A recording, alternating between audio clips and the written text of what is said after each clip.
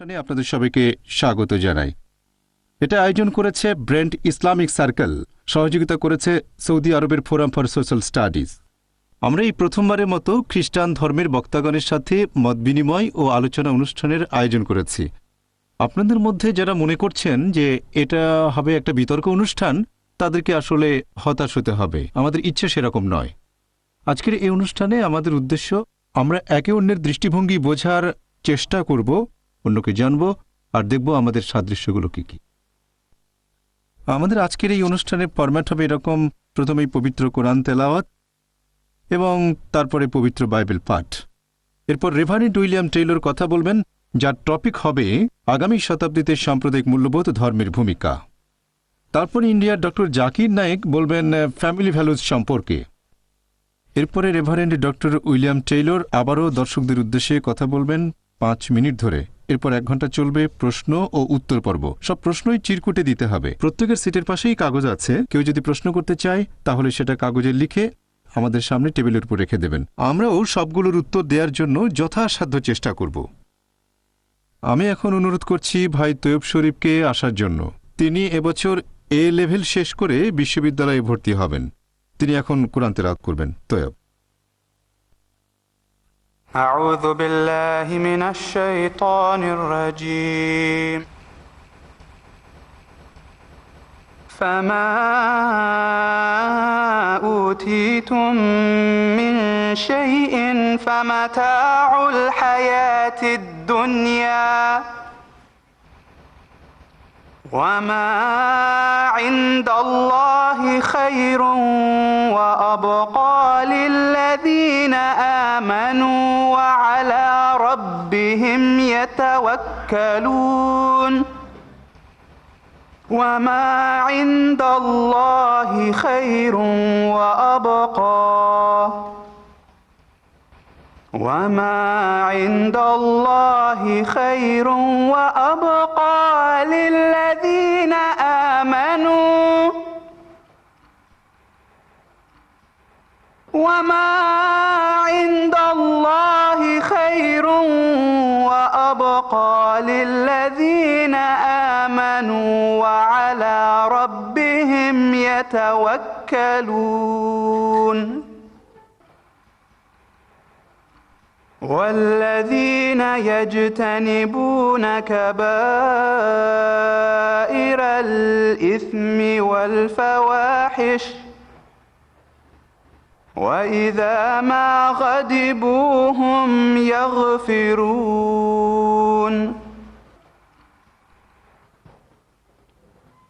والذين استجابوا لربهم وأقاموا الصلاة وأمرهم شورى بينهم ومما رزقناهم ينفقون والذين استجابوا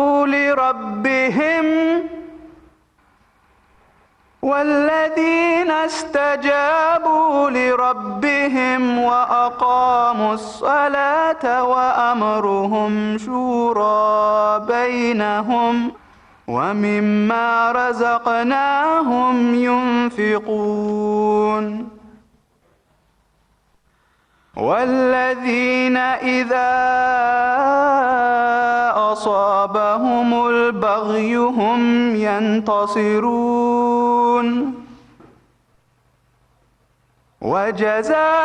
وجزاء سيئة سيئة مثلها فمن عفا وأصلح فأجره على الله فمن عفا وأصلح فأجره على الله إنه لا يحب الظالمين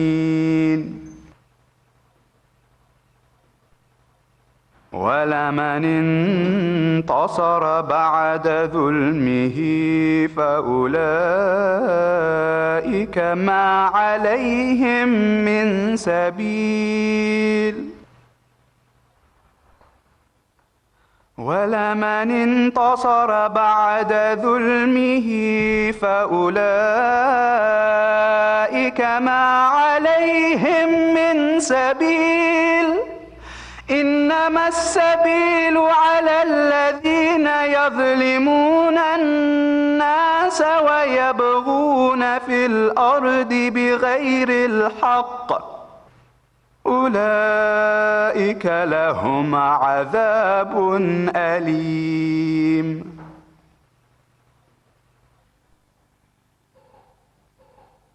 ولمن صبر وغفر إن ذلك لمن عزم الأمور ولمن صبر وغفر إن ذلك لمن عزم الأمور صدق الله العظيم পবিত্র কোরআনের সূরা শুরা অধ্যায় ৪২ আয়াত নম্বর ৩৬ থেকে আয়াত ৪৩। দয়াময় পরম দয়ালু আল্লাহ তাআলার নামে শুরু করছি। তোমাদের এখানে যা কিছু দেয়া হয়েছে সেগুলো আসলে এই পার্থিব জীবনের ভোগ, কিন্তু যেটা আল্লাহর নিকট সেটাই উত্তম এবং বেশি স্থায়ী। এটা তাদের জন্য যারা ঈমান আনে এবং তাদের প্রতিপালকের উপর নির্ভর করে, যারা গুরুতর পাপ আর অশ্লীল কাজ থেকে বিরত থাকে এবং যখন তারা রাগান্বিত তখনও তারা ক্ষমা করে, যারা প্রতিপালকের আহ্বানে সাড়া দেয় এবং নিয়মিত সালাত আদায় করে, নিজেদের মধ্যে পরামর্শের মাধ্যমে বিভিন্ন কাজ সম্পন্ন করে এবং আমি যা রিজিক দিয়েছি তা থেকে তারা ব্যয় করে, এবং যারা অত্যাচারিত হলে তার প্রতিশোধ গ্রহণ করে, তারা কাপুরুষ নয় বরং তারা নিজেদের রক্ষা করে। তারা মন্দের প্রতিফলে সেরকম মন্দ দেয় যেটা হবে মাত্রায় তার অনুরূপ, কিন্তু যে ক্ষমা করে দেয় এবং সেখানে আপোস করে তার পুরস্কার আল্লাহর নিকট আছে, কারণ নিশ্চয়ই আল্লাহ জালিমদের পছন্দ করেন না। তবে যদি কেউ অত্যাচারিত হওয়ার পর আত্মরক্ষার চেষ্টা করে, প্রতিবিধান করার চেষ্টা করে, তাদের বিরুদ্ধে কোনো ব্যবস্থা নেওয়া হবে না। কেবল তাদের বিরুদ্ধে ব্যবস্থা নেওয়া হবে যারা মানুষের উপর অত্যাচার করে এবং পৃথিবী জুড়ে যারা বিদ্রোহী আচরণ করে, ন্যায়নিষ্ঠা ও সুবিচারকে উপেক্ষা করে, তাদের জন্য রয়েছে খুবই ভয়ঙ্কর শাস্তি। তবে যদি কেউ ধৈর্য ধারণ করে এবং ক্ষমা করে, তাহলে তো নিশ্চয়ই সেটা দৃঢ় সংকল্পের কাজ। সাদাকাল্লাহুল আজিম। অনেক ধন্যবাদ তৈয়ব। এবারে আসছেন ভাই ব্রায়ান কেক, তিনি বার অফ হ্যারোর লোকাল কাউন্সিলর। ভাই ব্রায়ান পবিত্র বাইবেল পাঠ করে শোনাবেন। আমি বাইবেলের দুইটা অনুচ্ছেদ পড়ব, একটা ওল্ড টেস্টামেন্ট থেকে, অন্যটা নিউ টেস্টামেন্ট। ওল্ড টেস্টামেন্টের বুক অফ সামস অধ্যায় নম্বর ১৩৩। তোমরা দেখো এটা কত সুন্দর আর মনোরম যখন ভাইয়েরা সঙ্গবদ্ধ হয়ে বাস করে। এটা যেন সেই সুগন্ধি তেলের মতো যেটা হারুনের মাথায় দেয়া হয়েছে আর দাড়িবে গড়িয়ে পড়েছে, এবং তার পোশাকেও সেটা গড়িয়ে পড়েছে। এটা হরমোন পর্বত থেকে আসা বৃষ্টির মতো যা সিয়ন পর্বতের উপর ঝরে পড়ছে, কারণ সিয়নে প্রভু তার আশীর্বাদ দিয়েছিলেন, অনন্ত জীবনের আশীর্বাদ। এবার আমি নিউ টেস্টামেন্ট থেকে কয়েকটা অনুচ্ছেদের উদ্ধৃতি দিচ্ছি। গসপেল অব ম্যাথিউ, বাইবেলের নিউ টেস্টামেন্ট অধ্যায় ২৫, অনুচ্ছেদ নম্বর ৩৪ থেকে ৪৬। এরপর রাজা তার ডান দিকের লোকদের বলবেন, তোমরা যারা পিতার আশীর্বাদ পেয়েছ তারা এসে সেই রাজ্যের অধিকার নাও যেটা জগৎ সৃষ্টির আগে তোমাদের জন্য তৈরি হয়েছে। কারণ আমি ক্ষুধার্ত ছিলাম, তোমরা আমাকে খেতে দিয়েছ। আমি পিপাসার্ত ছিলাম, তোমরা আমাকে পানি দিয়েছ। আমি অচেনা আগন্তুক, তোমরা আমাকে স্বাগত জানিয়েছ। আমার পরনে কাপড় ছিল না, তোমরা পোশাক দিয়েছ। আমি অসুস্থ ছিলাম, তোমরা আমার সেবা করেছ। আমি কারাগারে ছিলাম, তোমরা আমাকে দেখতে এসেছ। তখন ডান দিকের লোকেরা বলবে, প্রভু, কখন আপনাকে ক্ষুধার্ত দেখে খাবার আর পিপাসার্ত দেখে পানি দিলাম?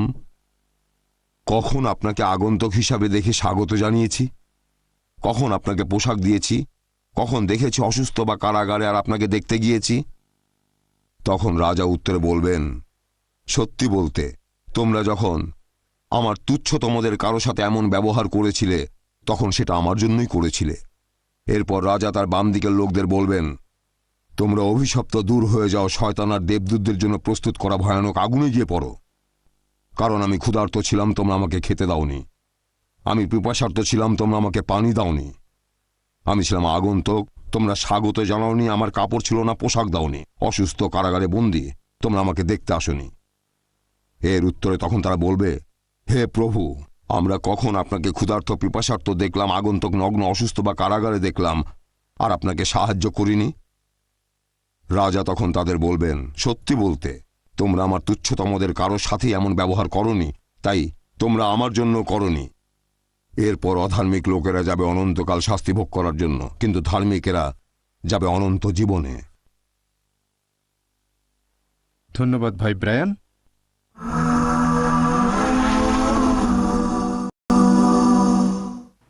এখন আপনাদের সামনে আসছেন রেভারেন্ড ডক্টর উইলিয়াম টেইলর। তিনি অ্যাংলিকান ধর্মযাজক আর পশ্চিম লন্ডনে এরিয়া ডিন অফ হিলিং।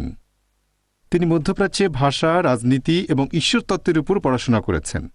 তার পিএইচডি থিসিসের বিষয় ছিল অটোমান সাম্রাজ্যে সংখ্যালঘু অমুসলিমদের অবস্থান। কেমব্রিজ বিশ্ববিদ্যালয়ে তিনি এই থিসিস করেন। এর আগে ক্যান্টারবেরির আর্চ বিশপের ব্যক্তিগত সহকারী হিসেবে কাজ করেছেন। তখন তার দায়িত্ব ছিল প্রাচ্যের অর্থোডক্স চার্চগুলোর সাথে যোগাযোগ রক্ষা করা। তিনি জর্দানের আম্মানে ব্রিটিশ দূতাবাসের চ্যাপলিন হিসেবে কাজ করেছেন। এছাড়াও তিনি জেরুজালেমে বিশপের এলাকা সংক্রান্ত বিষয়ে পরামর্শদাতা হিসেবে কাজ করেছেন। তিনি তুরস্ক এবং তুর্কি ভাষা প্রচলিত এরকম সব দেশে ভ্রমণ করেছেন এবং মৌরিতানিয়া বাদে সবগুলো আরব দেশে গিয়েছেন। তিনি একজন লেখক এবং বক্তা। এতক্ষণ ওনার ব্যাপারে অনেক কথা বললাম, এখন আপনারা ওনার মুখের কথাই শুনতে পাবেন।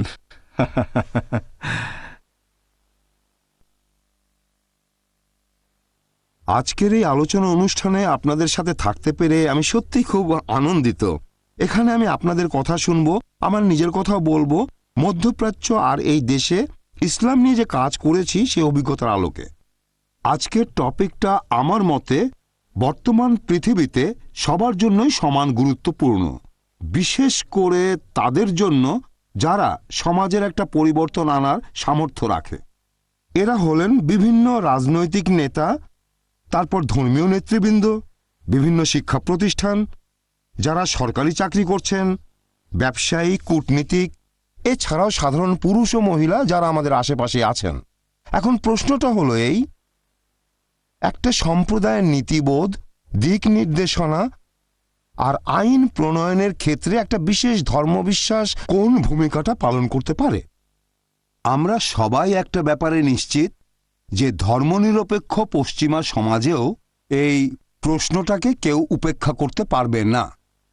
গত বছর ওয়াশিংটনের centre for strategic and international studies একটা বই বের করেছে, নাম religion, the missing dimension of speech craft. এই বইটাতে বলা হয়েছে যে সরকারি নীতি নির্ধারকরা, বিশেষ করে পশ্চিমা দেশে, তারা সবসময় বিভিন্ন নীতি নির্ধারণের বিষয়ে বিভিন্ন ধর্মবিশ্বাসকে উপেক্ষা করে গেছেন। পশ্চিমা দেশগুলোতে নীতি নির্ধারণের সময় এ কথাটা কে ভেবেছিল?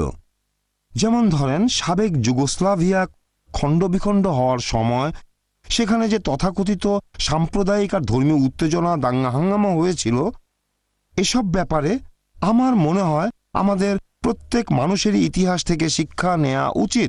অবশ্য রাজনৈতিক নেতারা এই ব্যাপারটাকে একেবারে গুরুত্বই দেয় না। একই সাথে বিভিন্ন ঝগড়া বিবাদের সমাধানে ধর্মীয় নেতাদের উচিত এই ব্যাপারে আরও বলিষ্ঠ আর সৃষ্টিশীল পদক্ষেপ নেওয়া।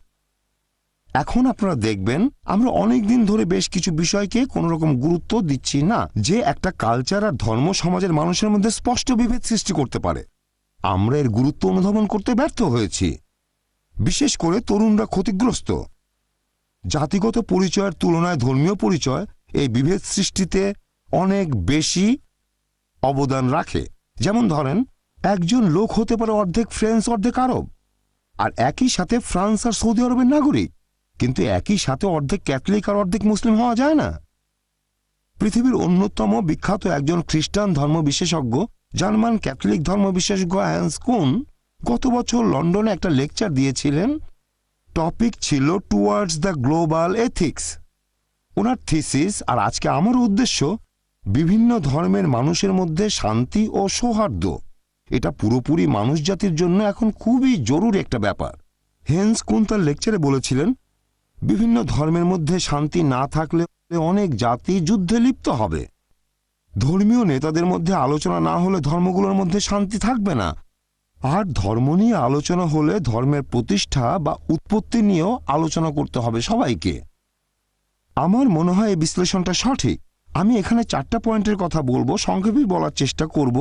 আশা করি এতে বিভিন্ন ধর্মের মানুষের উপকার হবে, বিশেষ করে মুসলিম আর খ্রিস্টান ভাই বোনদের।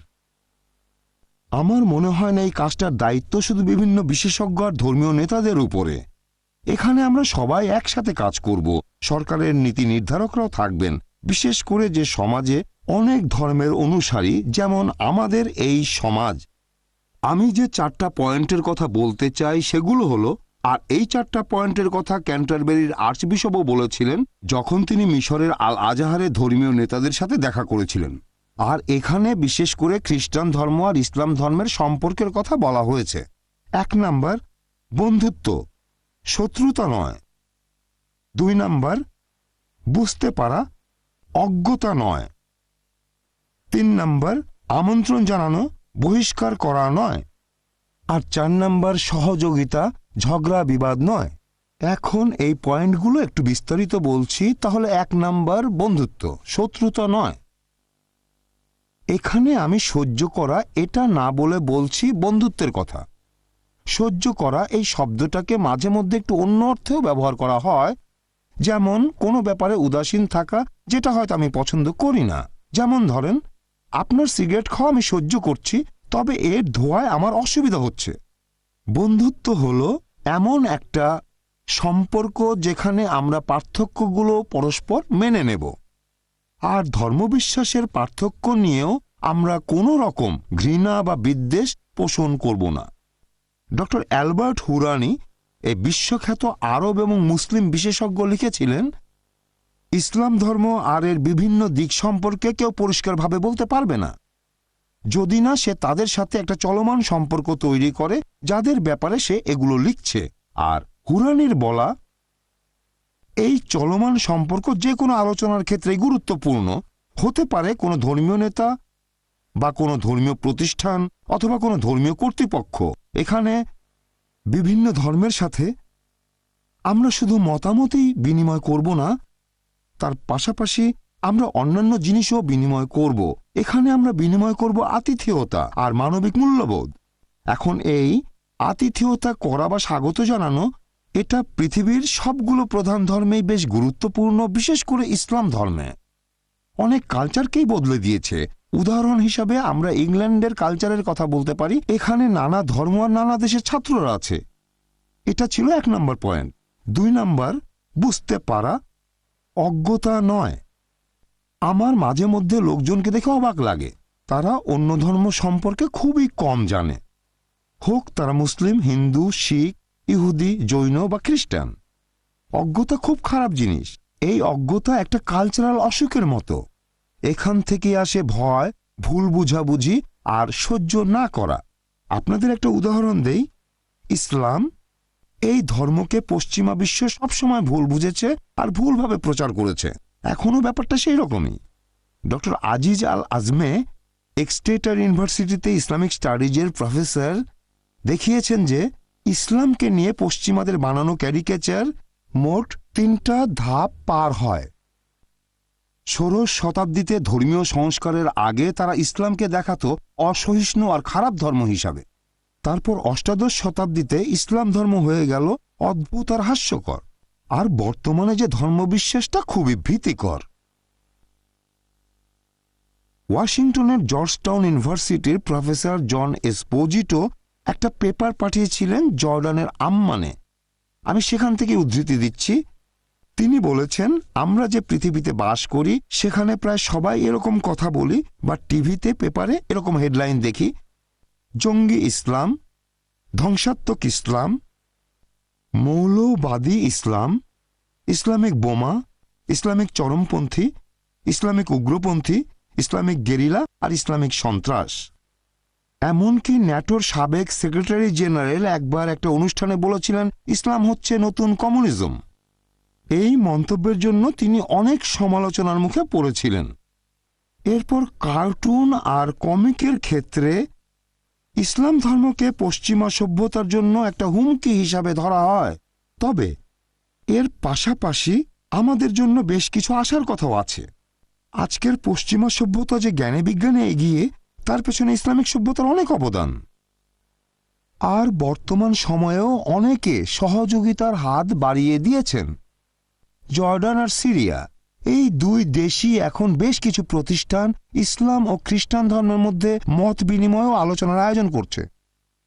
জর্ডানে তাদের যে প্রতিষ্ঠান আছে সেটা বিশেষ করে গড়ে উঠেছে সেই দেশের রাজকীয় পৃষ্ঠপোষকতায়, এবং তাদের ইচ্ছা আছে যে ভবিষ্যতে ইহুদি ধর্মকেও তারা এর মধ্যে নিয়ে আসবে। এতে করে একসাথে হতে পারব আব্রাহামিক ধর্মবিশ্বাসের তিনটা ধারা: ইসলাম, ইহুদি আর খ্রিস্টান ধর্ম। এছাড়াও দক্ষিণ এশিয়ার বেশ কিছু দেশে কয়েকটি প্রতিষ্ঠান আছে যারা বিভিন্ন ধর্মের মধ্যে মত বিনিময় অনুষ্ঠানের আয়োজন করে। যেমন ভারতে অনেকগুলো প্রতিষ্ঠানে আমি গিয়েছি, এরকম অনেক প্রতিষ্ঠান ভারতে আছে। এছাড়াও বিভিন্ন কর্তৃপক্ষ এই ক্ষেত্রে অনেক অবদান রেখেছে। যেমন ধরেন ইংল্যান্ডে সেখানকার বিভিন্ন স্কুলে যে ধর্মীয় শিক্ষা দেওয়া হয়, সেই সিলেবাসে এখন বেশ কিছু পরিবর্তন আনা হয়েছে। এই সিলেবাসে এখন পৃথিবীর প্রধান সবগুলো ধর্মকেই অন্তর্ভুক্ত করা হয়েছে, আর এতে করে ব্রিটিশ ছাত্রদের বিভিন্ন ধর্ম সম্পর্কে যে অজ্ঞতা ছিল সেটা দূর হবে। এটা ইংল্যান্ডের মানুষের জন্য একেবারেই নতুন একটা অভিজ্ঞতা। গত 30 থেকে 40 বছরের পরিক্রমায় ইংল্যান্ড এখন হয়ে গেছে বহু জাতি আর বহু ধর্মের অনুসারীদের একটা দেশ। আমি আমার নিজেকে দিয়েই একটা উদাহরণ দেখাচ্ছি আপনাদের। আমি যখন স্কুলে পড়তাম তখন ধর্মীয় শিক্ষায় খ্রিস্টান ধর্ম ছাড়া আর কিছুই পড়ানো হতো না। এখন আমার 6 বছরের ধর্মপুত্র সে কিছুদিন আগে আলোচনা করছিল যে হিন্দুদের দিওয়ালি আর আমাদের গাই ফক্স নাইটের পার্থক্যটা কি। এতে করে আমরা অন্য কালচার সম্পর্কে জানতে পারবো, অজ্ঞ থাকব না। বহিষ্কার করা নয়। আমরা যদি সত্যি সত্যি বিভিন্ন ধর্মের মধ্যে শান্তি আর সৌহার্দ্য স্থাপন করতে চাই, তাহলে অন্য ধর্মের অনুসারীদের প্রতি বন্ধু ভাবাপন্ন মনোভাব থাকতে হবে, তাদেরকে শ্রদ্ধা করতে হবে। কিছু ধর্মের ক্ষেত্রে এটা পালন করা হয়তো একটু কঠিন। আমি এখন আপনাদের দুইটা উদাহরণ দেব ইসলাম আর খ্রিস্টান ধর্মের। ইসলাম আর খ্রিস্টান এই দুইটা মিশনারি ধর্মবিশ্বাস, এই দুইটা ধর্মই অন্য মানুষকে তাদের ধর্মে নিয়ে আসতে চায়। মুসলিমদের পবিত্র কোরআনে নির্দেশ দেওয়া হয়েছে মানুষ জাতির বিভিন্ন কাজের সাক্ষী হয়ে থাকতে। একইভাবে খ্রিস্টানদেরকেও তাদের ধর্মগ্রন্থ নির্দেশ দিয়েছে পৃথিবী জুড়ে তোমরা গসপেলের বাণী প্রচার করো। এখন মুসলিম আর খ্রিস্টানদের উদ্দেশ্যে যে প্রশ্নটা করা যায় সেটা হলো, যারা তাদের ধর্মকে একেবারে হৃদয় থেকে বিশ্বাস করে তাদের মধ্যে কি আলোচনা বা মতবিনিময় হতে পারে, বিনিময় হতে পারে? এ ব্যাপারে আমার মত হলো অবশ্যই হওয়া উচিত। এরকম মত বিনিময় বা আলোচনা এর আগেও অনেক হয়েছে আর ভবিষ্যতেও হবে। আপনি আপনার নিজেকেই একটা উদাহরণ হিসাবে দেখতে পারেন। আপনার ধর্মীয় অবস্থান যাই হোক, নিজেকে একটা প্রশ্ন করবেন, আপনি নিজেই এটা কি কখনো ভেবেছেন? যেহেতু একটা বিশেষ ধর্মীয় বিশ্বাসের সমাজে আপনার একটা পরিচিতি আছে, একটা গ্রহণযোগ্যতা আছে, সেই জন্য কোনো কিছু শোনা, শেখা আর আয়ত্ত করার ব্যাপারে আপনার আগ্রহ কমে যাচ্ছে। আর সত্যি বলতে কোনো ধর্মীয় কর্তৃপক্ষই চায় না যে তাদের কোনো সদস্য উদ্ধত হয়ে দায়িত্ব জ্ঞানহীনভাবে প্রতারণার সাথে ধর্ম প্রচার করবে।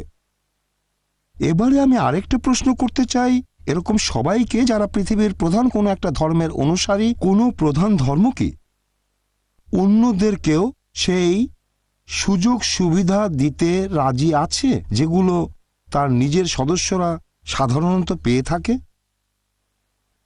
এটা খুবই গুরুত্বপূর্ণ একটা ইস্যু। হতে পারে সেটা পশ্চিমা দেশগুলোতে বাস করা সংখ্যালঘু মুসলিম, অথবা হতে পারে মুসলিম বিভিন্ন দেশে বাস করা সংখ্যালঘু খ্রিস্টান। যেমন ইংল্যান্ডে মুসলিমদের জন্য কোনো স্কুল প্রতিষ্ঠা করতে গেলে অনেক সময় ঝামেলায় পড়তে হয় যদি প্রতিষ্ঠানটি হয় স্বায়ত্তশাসিত আর তার কিছু ব্যয়ভার বহন করে সরকার। লন্ডনে আমি যে এলাকায় থাকি, ইলিং, সেখানে একটা মুসলিম স্কুল তৈরি করার সময় বাধা দিল স্থানীয় কর্তৃপক্ষ, যে এতে করে নাকি ধর্মীয় অসন্তোষ সৃষ্টি হতে পারে, কারণ সেখানে বেশিরভাগ মানুষ শিখ ধর্মের অনুসারী ছিল আর তারা স্কুল বানানোর বিরুদ্ধে কথা বলতে শুরু করেছে। এ ব্যাপারে আমি বলবো দক্ষিণ এশিয়ার বিভিন্ন ধর্মের মানুষ এখানে এসে ইংল্যান্ডের জীবনযাত্রাকে আরো উন্নত করেছে, সমৃদ্ধ করেছে। আর বিভিন্ন ধর্মের মানুষ যে একে অন্যের সাথে শান্তিতে বসবাস করতে পারে সে ব্যাপারে ইংল্যান্ড একটা বিশেষ দৃষ্টান্ত স্থাপন করেছে। ব্রিটিশ কালচার আগে মনে করত ধর্ম জিনিসটা গুরুত্বপূর্ণ না। এই সমাজে একসময় মানুষ মনে করত সবকিছুই টাকা দিয়ে কেনা যায়। তারা মনে করত সবকিছুকেই টাকার মাধ্যমে বিনিময় করা যায়। তারা এখন বুঝতে পারছে ধর্মীয় বিশ্বাস টাকা দিয়ে কেনা যায় না। ইংল্যান্ডের প্রধান চার্চগুলোর ধর্মীয় নেতাদের দৃষ্টিভঙ্গি এখন এরকমই। ক্যান্টারবেরির আর্চবিশপ কিছুদিন আগে কায়রোর আল আজহার ইউনিভার্সিটিতে মুসলিম আলেমদের উদ্দেশ্যে বলেছিলেন যে তিনি কিভাবে মানুষের ধর্মীয় স্বাধীনতার জন্য কাজ করে গেছেন। জেলখানার হসপিটালে খ্রিস্টান ধর্মযাজকরা খেয়াল রেখেছেন যাতে অন্য ধর্মের অনুসারীদের বিভিন্ন ধর্মীয় ইচ্ছা পূরণ করা হয়। চার্চ অফ ইংল্যান্ড তারা বিভিন্ন প্রধান ধর্ম আর তার অনুসারীদের উপর গবেষণার জন্য নানাভাবে আর্থিক সাহায্য দিয়ে যাচ্ছে। আমি এ ব্যাপারে বলবো এরকম খুব একটা দেখা যায় না যে কোনো একটা দেশের প্রধান ধর্মীয় কর্তৃপক্ষ অন্যান্য ধর্মের অনুসারীদের বিভিন্ন অধিকার রক্ষা করার জন্য প্রয়োজনীয় পদক্ষেপ নিচ্ছে। এবারে আমি বলবো 4 নম্বর পয়েন্ট নিয়ে, সেটা হলো সহযোগিতা, যুদ্ধে লিপ্ত হওয়া নয়। যদিও আমাদের মধ্যে জটিলতা আছে, তারপরও বিভিন্ন ধর্মে প্রচলিত বেশ কিছু রীতিনীতি আমাদের সবার মধ্যেই সহযোগিতার একটা মনোভাব গড়ে তুলতে পারে। খ্রিস্টান ধর্ম আর ইসলামের অনুসারীরা এভাবে একে অন্যের প্রতি সহযোগিতার হাত বাড়িয়ে দিয়ে মানবতার সমাধানে এগিয়ে আসতে পারে হাতে হাত মিলিয়ে, যেখানে নিরাময় হবে অনেক জটিল রোগ, দূর হবে দারিদ্র্য। আমি এরকম কয়েকটা সহযোগিতার ক্ষেত্রের কথা আপনাদের বলছি। যে কোনো ধর্মের ধার্মিক একজন লোক সে হবে দায়িত্বশীল নাগরিক আর ভালো একজন প্রতিবেশী। এখানে তার কাজকর্ম শুধুমাত্র তার নিজের সম্প্রদায়ের মধ্যেই সীমাবদ্ধ থাকবে না, এর পাশাপাশি সে অন্য ধর্মের মানুষের সাথে শ্রদ্ধা আর সহমর্মিতার সাথে ব্যবহার করবে। বর্তমান ইন্ডিয়ার প্রেক্ষাপটে মহাত্মা গান্ধী এই ব্যাপারে অসাধারণ একটা দৃষ্টান্ত হতে পারেন। মানুষের জীবনে নৈতিকতার মূল্য, পারিবারিক জীবনের গুরুত্ব, অহিংস পদ্ধতিতে বিভিন্ন সমস্যার সমাধান করা, গরিব এবং দুস্থদের প্রতি সাহায্যের হাত বাড়ানো, আর একজন সর্বশক্তিমানের প্রতি দায়বদ্ধ থাকা আর তার প্রতি আনুগত্য প্রকাশ করা। সব ধর্মই একমত হবে যে একটা সমাজে সুবিচার করাটা খুবই গুরুত্বপূর্ণ একটা কাজ। সমাজের আইন কানুনের একটা নৈতিক ভিত্তি থাকবে। ইতিহাস আমাদের বলে শুধু তৈরি করা আইন মানুষকে উন্নতির পথে নিয়ে যেতে পারে না। এটা আমাদের সুবিচার করার মানসিকতাকে প্রভাবিত করে। যারা আইন প্রয়োগ করে তাদেরকেও প্রভাবিত করে। যারা শাসন করে তাদের মধ্যে একটা ভারসাম্য আনে। সুবিচার মানে সব মানুষের জন্যই সুবিচার। এখন সবশেষে বলবো, শান্তি প্রতিষ্ঠা করতে গেলে সবার সহযোগিতা প্রয়োজন। আমরা একে অন্যকে বোঝার চেষ্টা করব। এতে করে আমরা সমাজে শান্তি প্রতিষ্ঠা করতে পারব আর ভবিষ্যতে এর সম্ভাবনা অসীম। বিদেশিদের প্রতি অহেতুক ভয় বা ঘৃণা এটা বিভিন্ন জাতি আর ধর্মের মানুষের একত্রিত হওয়ার পথে একটা বাধা। অনেক সময় ধর্মকে হাইজ্যাক করে নিয়ে যায় কিছু চরমপন্থী লোকজন। আমাদের সহিষ্ণুতা বাড়াতে হবে যাতে করে এই ধরনের পরিস্থিতি তৈরি হতে না পারে। ভায়োলেন্স মানে সহিংসতা, কোনো অজুহাত দিয়ে লাভ হবে না। হত্যা করা মানে হত্যা, বিশেষ করে সেটা যদি করা হয় ঈশ্বরের নামে। সেজন্য আমি বলবো, আমার মতামত হলো সমাজে শান্তি প্রতিষ্ঠার জন্য বিভিন্ন ধর্মের মধ্যে সৌহার্দ্য খুবই গুরুত্বপূর্ণ, আর এটা সব সময় এরকমই থাকবে। ইংল্যান্ডের মুসলিম সম্প্রদায় এ ব্যাপারে খুবই গুরুত্বপূর্ণ একটা ভূমিকা পালন করছে। এখন পর্যন্ত কোনো সমাজই ধর্ম ছাড়া টিকে থাকতে পারেনি। ধর্ম এতটাই গুরুত্বপূর্ণ। বিভিন্ন নাস্তিক ভাবাপন্ন দেশের সরকার পতন এটাই প্রমাণ করে। ধর্মীয় বিশ্বাস কখনোই বিলুপ্ত হবে না, এখন না, ভবিষ্যতেও না। নীতি নির্ধারকরা এই ব্যাপারটা একটু খেয়াল রাখবেন। ধর্মীয় বিশ্বাসটাকে যদি সঠিকভাবে কাজে লাগানো হয় তাহলে সেটার মাধ্যমে ভালো অনেক কিছুই করা সম্ভব। আমি এরকম কিছু ক্ষেত্রের কথা চিন্তা করেছি, আর আমি এই ব্যাপারে পুরোপুরি নিশ্চিত যে একটা ধর্ম যেমন খ্রিস্টান ধর্ম আর ইসলাম আমাদের সমাজেই আছে। বিভিন্ন ধর্মের মাধ্যমেই আমরা সমাজে শান্তি, আইন শৃঙ্খলা আর সৌহার্দ্য প্রতিষ্ঠা করতে পারব। সবাইকে অনেক ধন্যবাদ। অনেক অনেক ধন্যবাদ ডক্টর টেইলর। আপনি নির্ধারিত সময়ের মধ্যেই আপনার কথা শেষ করেছেন। অনেক ধন্যবাদ। এবারে আপনাদের সামনে আসবেন doctor Zakir Naik. Doctor Naik Islamic research ফাউন্ডেশনের প্রেসিডেন্ট। পেশায় একজন মেডিকেল ডাক্তার হলেও নিজেকে নিবেদিত করেছেন পুরো পৃথিবী জুড়ে ইসলাম ধর্মের সত্যের বাণী প্রচারের কাজে, বিশেষ করে যারা ইংরেজি ভাষায় বলেন বা বুঝতে পারেন। তার কয়েকশো লেকচার, বিতর্ক আর আলোচনা ভিসিডি ও ক্যাসেট আকারে বাজারে পাওয়া যায়, আর এইগুলো খুবই জনপ্রিয়। এখানে অনেক কিছু লেখা আছে, তবে আমি সব পড়ব না। আপনারা যখন ওনার লেকচার শুনবেন তখন আপনারা নিজেরাই সেটা বুঝতে পারবেন। উনি আপনাদের সামনে যে টপিক নিয়ে বলবেন সেটা হলো ফ্যামিলি ভ্যালুজ। এখন ওনাকে অনুরোধ করব আগামী ২০-২৫ মিনিট আজকের এই টপিকের উপর কিছু কথা বলার জন্য। আলহামদুলিল্লাহ ওয়াসসালাতু ওয়াসসালাম আলা রাসূলিল্লাহ ওয়া আলা আলিহি ওয়া সাহবিহি আজমাইন, আম্মা বাদ। আউযু বিল্লাহি মিনাশ শাইতানির রাজীম, বিসমিল্লাহির রহমানির রহিম। হুন্না লিবাসুল লাকুম ওয়া আনতুম লিবাসুল লাহুন্না। বিসমিল্লাহির রহমানির রহিম। রব্বি ইশরাহ লি সাদরি ওয়া ইয়াসসির লি আমরি ওয়াহলুল উকদাতাম মিন লিসানি ইয়াফকাহু কাওলি। শ্রদ্ধেয় রেফারেন্ট ডক্টর জামাল বাদুই, শ্রদ্ধেয় গুরুজনেরা এবং আমার প্রিয় ভাই বোনেরা, আপনাদের সবাইকে স্বাগত জানাই ইসলামিক সম্ভাষণে। আসসালামু আলাইকুম ওয়া রাহমাতুল্লাহি ওয়া বারাকাতুহু। আল্লাহ তাআলার দয়া, শান্তি ও রহমত আপনাদের সবার উপরে বর্ষিত হোক। আজকে আমাদের আলোচনার টপিক এই খ্রিস্টান মুসলিম ডায়ালগে, সেটা ফ্যামিলি ভ্যালুজ ইন ইসলাম। ইসলাম ধর্মে পারিবারিক মূল্যবোধ, এটাকে বিচার করার সময় মাত্র একজন মুসলিমের কাজ অথবা একটা মুসলিম সমাজকে দেখলে হবে না। এটাকে বিচার করব বিশুদ্ধ সব উৎসগুলো দিয়ে, সেটা হলো পবিত্র কোরআন আর সহিহ হাদিস। আমি এই পারিবারিক মূল্যবোধকে প্রধানত 3 ভাগে ভাগ করেছি।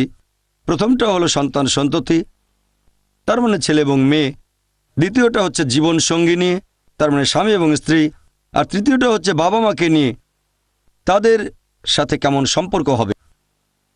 প্রথমে আমরা সন্তান সন্ততি নিয়ে পারিবারিক মূল্যবোধের ব্যাপারটা দেখব, তার মানে ছেলে এবং মেয়ে। পবিত্র কোরআন বলছে সূরা আনাম অধ্যায় নম্বর 6 আয়াত নম্বর 151, এছাড়াও সূরা ইসরা অধ্যায় 17 আয়াত নম্বর 31, যে দারিদ্র্যের ভয়ে তোমাদের সন্তানদের হত্যা করো না, কারণ আল্লাহ রিজিক দেন তোমাদের আর তোমাদের সন্তানদের। সন্তানকে হত্যা করা হচ্ছে একটা গুরুতর অপরাধ। কোনো শিশুকে হত্যা করা, হোক ছেলে বা মেয়ে, এটা পবিত্র কোরআনে নিষিদ্ধ। আর বিশেষ করে বলা হয়েছে সূরা তাকবীরে অধ্যায় নম্বর 81 আয়াত নম্বর 9, যে কন্যা সন্তানকে জীবন্ত কবর দেওয়া হয়েছে, সে কিয়ামতের দিন প্রশ্ন করবে কোন অপরাধে তাকে হত্যা করা হয়েছিল।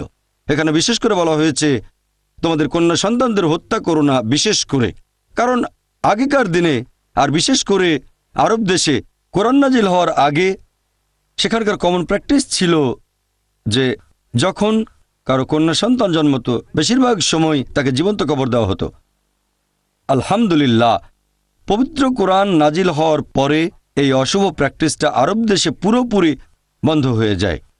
তবে দুর্ভাগ্যজনকভাবে এখনও কিছু দেশে দেখা যায় আমি যে দেশ থেকে এসেছি মানে ভারত, এরকম বেশ কিছু দেশে এটা হয় কালচারের প্রভাবে। আর এ ব্যাপারে একটা জরিপ করেছিলেন এমিলি বেকানন বিবিসিতে একটা অনুষ্ঠানে, নাম ছিল লেট হার ডাই, টপিকের নামে অ্যাসাইনমেন্ট। তিনি বলেছেন যে প্রত্যেক দিন ভারতে ৩,০০০-এরও বেশি মহিলার গর্ভপাত ঘটানো হয় যখন জানতে পারে পেটের সন্তানটা মেয়ে। কোরআন শিশু হত্যা, বিশেষ করে কন্যা সন্তানকে হত্যা নিষিদ্ধ করেছে। পাশাপাশি কোরআন তাকেও তিরস্কার করেছে যে কন্যা সন্তান হওয়ার সংবাদ শুনলে দুঃখিত হয়ে পড়ে। পবিত্র কোরআন বলছে, সূরা নাহাল অধ্যায় নম্বর ১৬ আয়াত নম্বর ৫৮, পবিত্র কোরআন বলছে, যখন কাউকে সংবাদ দেওয়া হয় যে তার কন্যা সন্তান হয়েছে, তার মুখ কালো হয়ে যায় আর অসহনীয় মনস্তাপে ভোগে, আর সে লজ্জায় অন্যদের কাছ থেকে আত্মগোপন করে আর চিন্তা করে হীনতা সত্ত্বেও সে কি তাকে বাঁচিয়ে রাখবে নাকি জীবন্ত কবর দিয়ে দেবে। কত নিকৃষ্ট সিদ্ধান্ত! কন্যা সন্তান হওয়ার সংবাদে যারা দুঃখ পায়, কোরআন তাদেরকে তিরস্কার করেছে।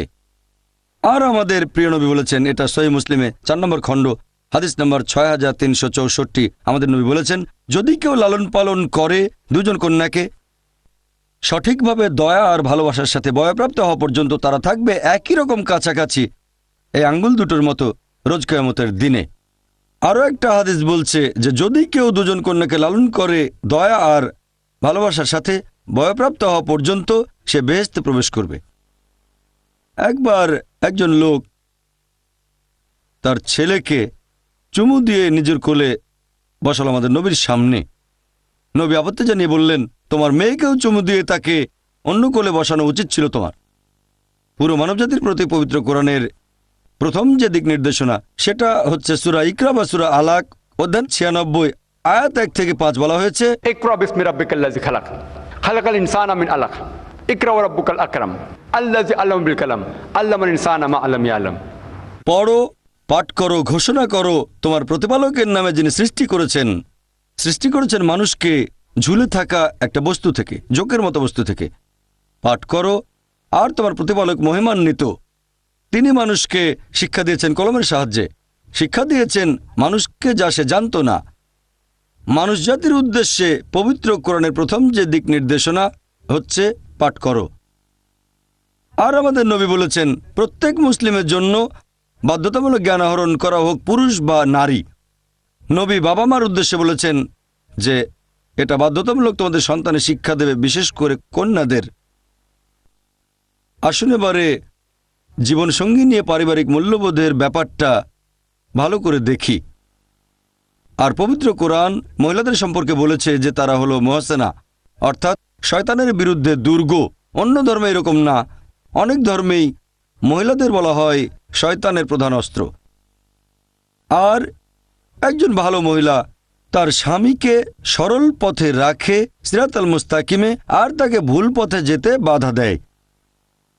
আমাদের প্রিয় নবী বলেছেন, মুহাম্মদ সাল্লাল্লাহু আলাইহি সাল্লাম, সহিহ বুখারী খণ্ড নম্বর ৭ বুক অব নিকাহ অধ্যায় নম্বর ৩ হাদিস নম্বর ৪, হে যুবক যুবতীরা, তোমাদের মধ্যে যাদের সামর্থ্য আছে তারা বিয়ে করো, কারণ এটা দৃষ্টির সংযম আর লজ্জাস্থানের হেফাজতে সাহায্য করে। ইসলাম ধর্ম তাড়াতাড়ি বিয়ে করাকে উৎসাহ দেয়। যদি আপনার সামর্থ্য থাকে তাহলে বিয়ে করবেন তাড়াতাড়ি। আর পবিত্র কোরআন বলছে, যদি তোমার সামর্থ্য না থাকে নিজেকে সংযত রাখো যতক্ষণ না আল্লাহ তাআলা তোমাকে সামর্থ্য দেন। আমাদের নবী বলেছেন, এই হাদিসটার বর্ণনা দিয়েছেন হযরত আনাস রাদিয়াল্লাহু আনহু, যে যদি কেউ বিয়ে করে তার অর্ধেক দিন সম্পূর্ণ হবে, তার মানে ধর্মের অর্ধেক। একবার প্রশ্নোত্তর পর্বে একজন দর্শক আমাকে প্রশ্ন করেছিল যে তার মানে কি দুটো বিয়ে করলে পুরো দিন পূর্ণ হবে, তার মানে পুরো ধর্ম? নবী এখানে কি বুঝিয়েছেন যে বিয়ে অর্ধেক দিনকে সম্পূর্ণ করে? আমাদের নবী যেটা বুঝিয়েছেন, বিয়ে করলে বিরত থাকবেন অশ্লীলতা থেকে, ব্যভিচার থেকে, সমকামিতা থেকে। এগুলো হচ্ছে সমাজের খারাপ জিনিসগুলোর অর্ধেক। শুধুমাত্র বিয়ে করলেই আপনি সুযোগ পাবেন স্বামী বা স্ত্রী হওয়ার, শুধুমাত্র বিয়ে করলেই আপনি সুযোগ পাবেন বাবা অথবা মা হওয়ার। এই দায়িত্বগুলো ইসলাম ধর্মে অনেক গুরুত্বপূর্ণ। তাহলে বিয়ে করেন একবার বা দুইবার, এতে দিন পূরণ হবে অর্ধেক। পবিত্র কোরআন বলছে, সূরা রুম অধ্যায় নম্বর 30 আয়াত নম্বর 21, আল্লাহ সুবহানাহু ওয়া তাআলা তোমাদের জন্য যে নিদর্শনাবলী সৃষ্টি করেছেন তার মধ্যে রয়েছে তোমাদের সঙ্গী, যাতে করে তাদের সাথে শান্তিতে বসবাস করতে পারো। তিনি তোমাদের হৃদয়ে ভালোবাসা আর দয়া সৃষ্টি করেছেন। কোরআন বলছে সূরা নিসা অধ্যায় 4 আয়াত 21, এখানে বিয়েকে বলা হয়েছে মিসাক মানে পবিত্র চুক্তিনামা। আর বিয়ে বৈধ হতে গেলে হবু স্বামী আর হবু স্ত্রী দুজনের অনুমতি নেওয়া সমান গুরুত্বপূর্ণ, ছেলে এবং মেয়ের সম্মতি। পবিত্র কোরআন বলছে সূরা নিসা অধ্যায় 4 আয়াত 19, কোনো নারীকে তার ইচ্ছার বিরুদ্ধে নিজের উত্তরাধিকার গণ্য করো না। আমাদের প্রিয় নবী বলেছেন, এই হাদিসটা আছে সহিহ বুখারীতে খণ্ড নম্বর 7 বুক অব নিকাহ অধ্যায় 43 হাদিস নম্বর 5138, যে একবার এক মহিলা নাম খানসা বিনতে খাদেম আল আনসারিয়া আমাদের নবীর কাছে এসে বলল যে তার বাবা তাকে এমন লোককে বিয়ে করতে বাধ্য করেছে যাকে সে পছন্দ করে না। নবী তখন বিয়েটা বাতিল করে দিলেন। ইসলাম ধর্ম অনুযায়ী কোনো বিয়ে বৈধ হতে গেলে ছেলে এবং মেয়ের দুজনেরই সম্মতি সমান গুরুত্বপূর্ণ। আর ইসলাম ধর্মে আমরা মহিলাদের গতানুগতিকভাবে সম্বোধন করতে চায় না, যেভাবে ইংরেজি ভাষায় বলা হয় হাউস ওয়াইফ। এখানে তো হাউজের সাথে তার বিয়ে হয়নি যে হাউস ওয়াইফ বলে রাখতে হবে, কারণ হাউস ওয়াইফ মানে হাউজের ওয়াইফ। আমরা মুসলিমরা মহিলাদের বলি হোম মেকার, কারণ তারা হোম মেক করে, তারা ঘর সৃষ্টি করে। বিয়ে করেছে সমান অধিকারের আরেকজনকে। ইসলাম ধর্মে পুরুষ এবং মহিলা সবাই সমান। সমান মানে এই না যে সবকিছু একই রকম। পবিত্র কোরআন বলছে সূরা বাকারা অধ্যায় নম্বর 2 আয়াত নম্বর 228, যে নারীদের তেমনি অধিকার আছে যেমন অধিকার আছে তাদের উপর পুরুষদের, তবে নারীদের উপর পুরুষদের মর্যাদা আছে। এখন অনেক পুরুষ, পাশাপাশি অনেক মুসলিম কোরআনের এই আয়াতটার ভুল ব্যাখ্যা করে আর মনে করে পুরুষরা নারীদের উপরে। কেউ কেউ মনে করে যে পুরুষ নারীর উপরে। তারা কোরআনের একটা আয়াতের উদ্ধৃতি দেয়, সূরা নিসা অধ্যায় 4 আয়াত 34 বলা হয়েছে আর রিজালু কাওয়ামুন আলান নিসা, যে পুরুষরা হচ্ছে নারীদের কাওয়াম। কাওয়ামের মূল আরবি শব্দ আকামা, যার মানে সোজা হয়ে দাঁড়ানো। এখানে বোঝানো হয়েছে যে পুরুষদের বেশ কিছু অতিরিক্ত দায়িত্ব পালন করতে হবে মহিলাদের সাহায্যের জন্য। এমন না যে তারা মহিলাদের উপরে আর তাদের আদেশ করবে, তারা কিছু অতিরিক্ত দায়িত্ব পালন করবে মহিলাদের সাহায্য করার জন্য। আয়াতটিতে আরো বলা হয়েছে যে আল্লাহ নারীদের চেয়ে পুরুষদের বেশি সামর্থ্য দিয়েছেন। এছাড়াও পবিত্র কোরআন বলছে সূরা নিসা অধ্যায় নম্বর 4 আয়াত নম্বর 19, যে তোমার স্ত্রীগণের সাথে সৎভাবে দয়ার সাথে বসবাস করো। লেকচারের শুরুতে আমি কোরআনের একটা আয়াতের উদ্ধৃতি দিয়েছিলাম। সূরা বাকারা অধ্যায় নম্বর 2 আয়াত 187 বলা হয়েছে, হুন্না লিবাসুল লাকুম ওয়া আনতুম লিবাসুল লাহুন্না, স্ত্রীগণ তোমাদের পরিচ্ছদ আর তোমরা তাদের পরিচ্ছদ। স্বামী এবং স্ত্রী যে ভূমিকা একটা পরিবারে, সেটা হবে পোশাকের মতো। আমরা বিভিন্ন পোশাক পরে গোপন করার জন্য। স্বামী এবং স্ত্রী একে অন্যের দোষ গোপন করবে। আমরা পোশাক পরি নিরাপত্তার জন্য, এখানেও একে অন্যকে নিরাপত্তা দেবে। পোশাক পরে সৌন্দর্যের জন্য। স্বামী এবং স্ত্রী একে অন্যকে সুন্দর করে তুলবে। সম্পর্কটা হাত এবং হ্যান্ড গ্লাভসের মতো। আর ইসলাম অনুযায়ী একটা পরিবারে জীবিকা উপার্জনের দায়িত্ব হচ্ছে পুরুষদের। ইসলাম অনুযায়ী কোনো পরিবারে একজন মহিলাকে উপার্জনের জন্য কাজ করতে হবে না। বিয়ে হওয়ার আগে সেই মহিলার দায়িত্ব থাকে তার বাবা অথবা ভাইয়ের, আর বিয়ের পরে দায়িত্ব থাকে স্বামী এবং ছেলের উপর। তারাই সেই মহিলার থাকা, খাওয়া, পোশাক ইত্যাদির ব্যয়ভার বহন করবে। সেই মহিলাকে উপার্জনের জন্য কাজ করতে হবে না। সেই অর্থনৈতিকভাবে অনেক সিকিউরড ইসলাম ধর্ম অনুযায়ী পুরুষদের চেয়ে। তবে মহিলা যদি কাজ করতে চায় অর্থনৈতিক সমস্যার কারণে করতে পারে, তবে পরিবেশটা হবে ইসলামিক আর সেই কাজটা হবে ইসলামিক শরিয়া অনুযায়ী অনুমোদিত।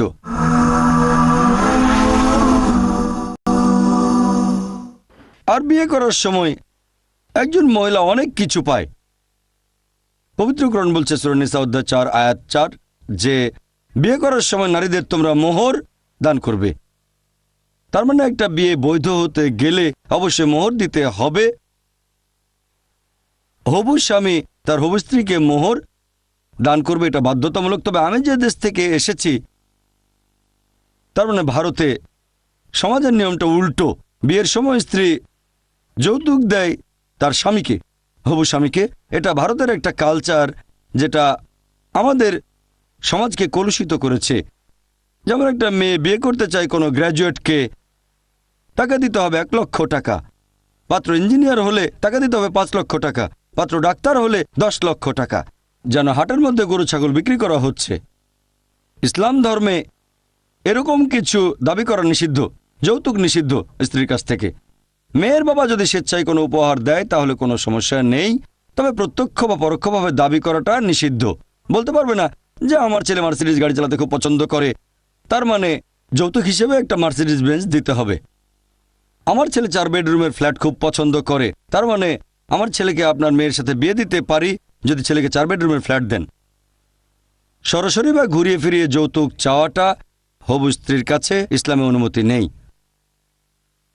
আর মনে করেন সেই মহিলা বিধবা হয়ে গেল দুর্ভাগ্যজনকভাবে, তখন সে সম্পত্তির অংশ পাবে।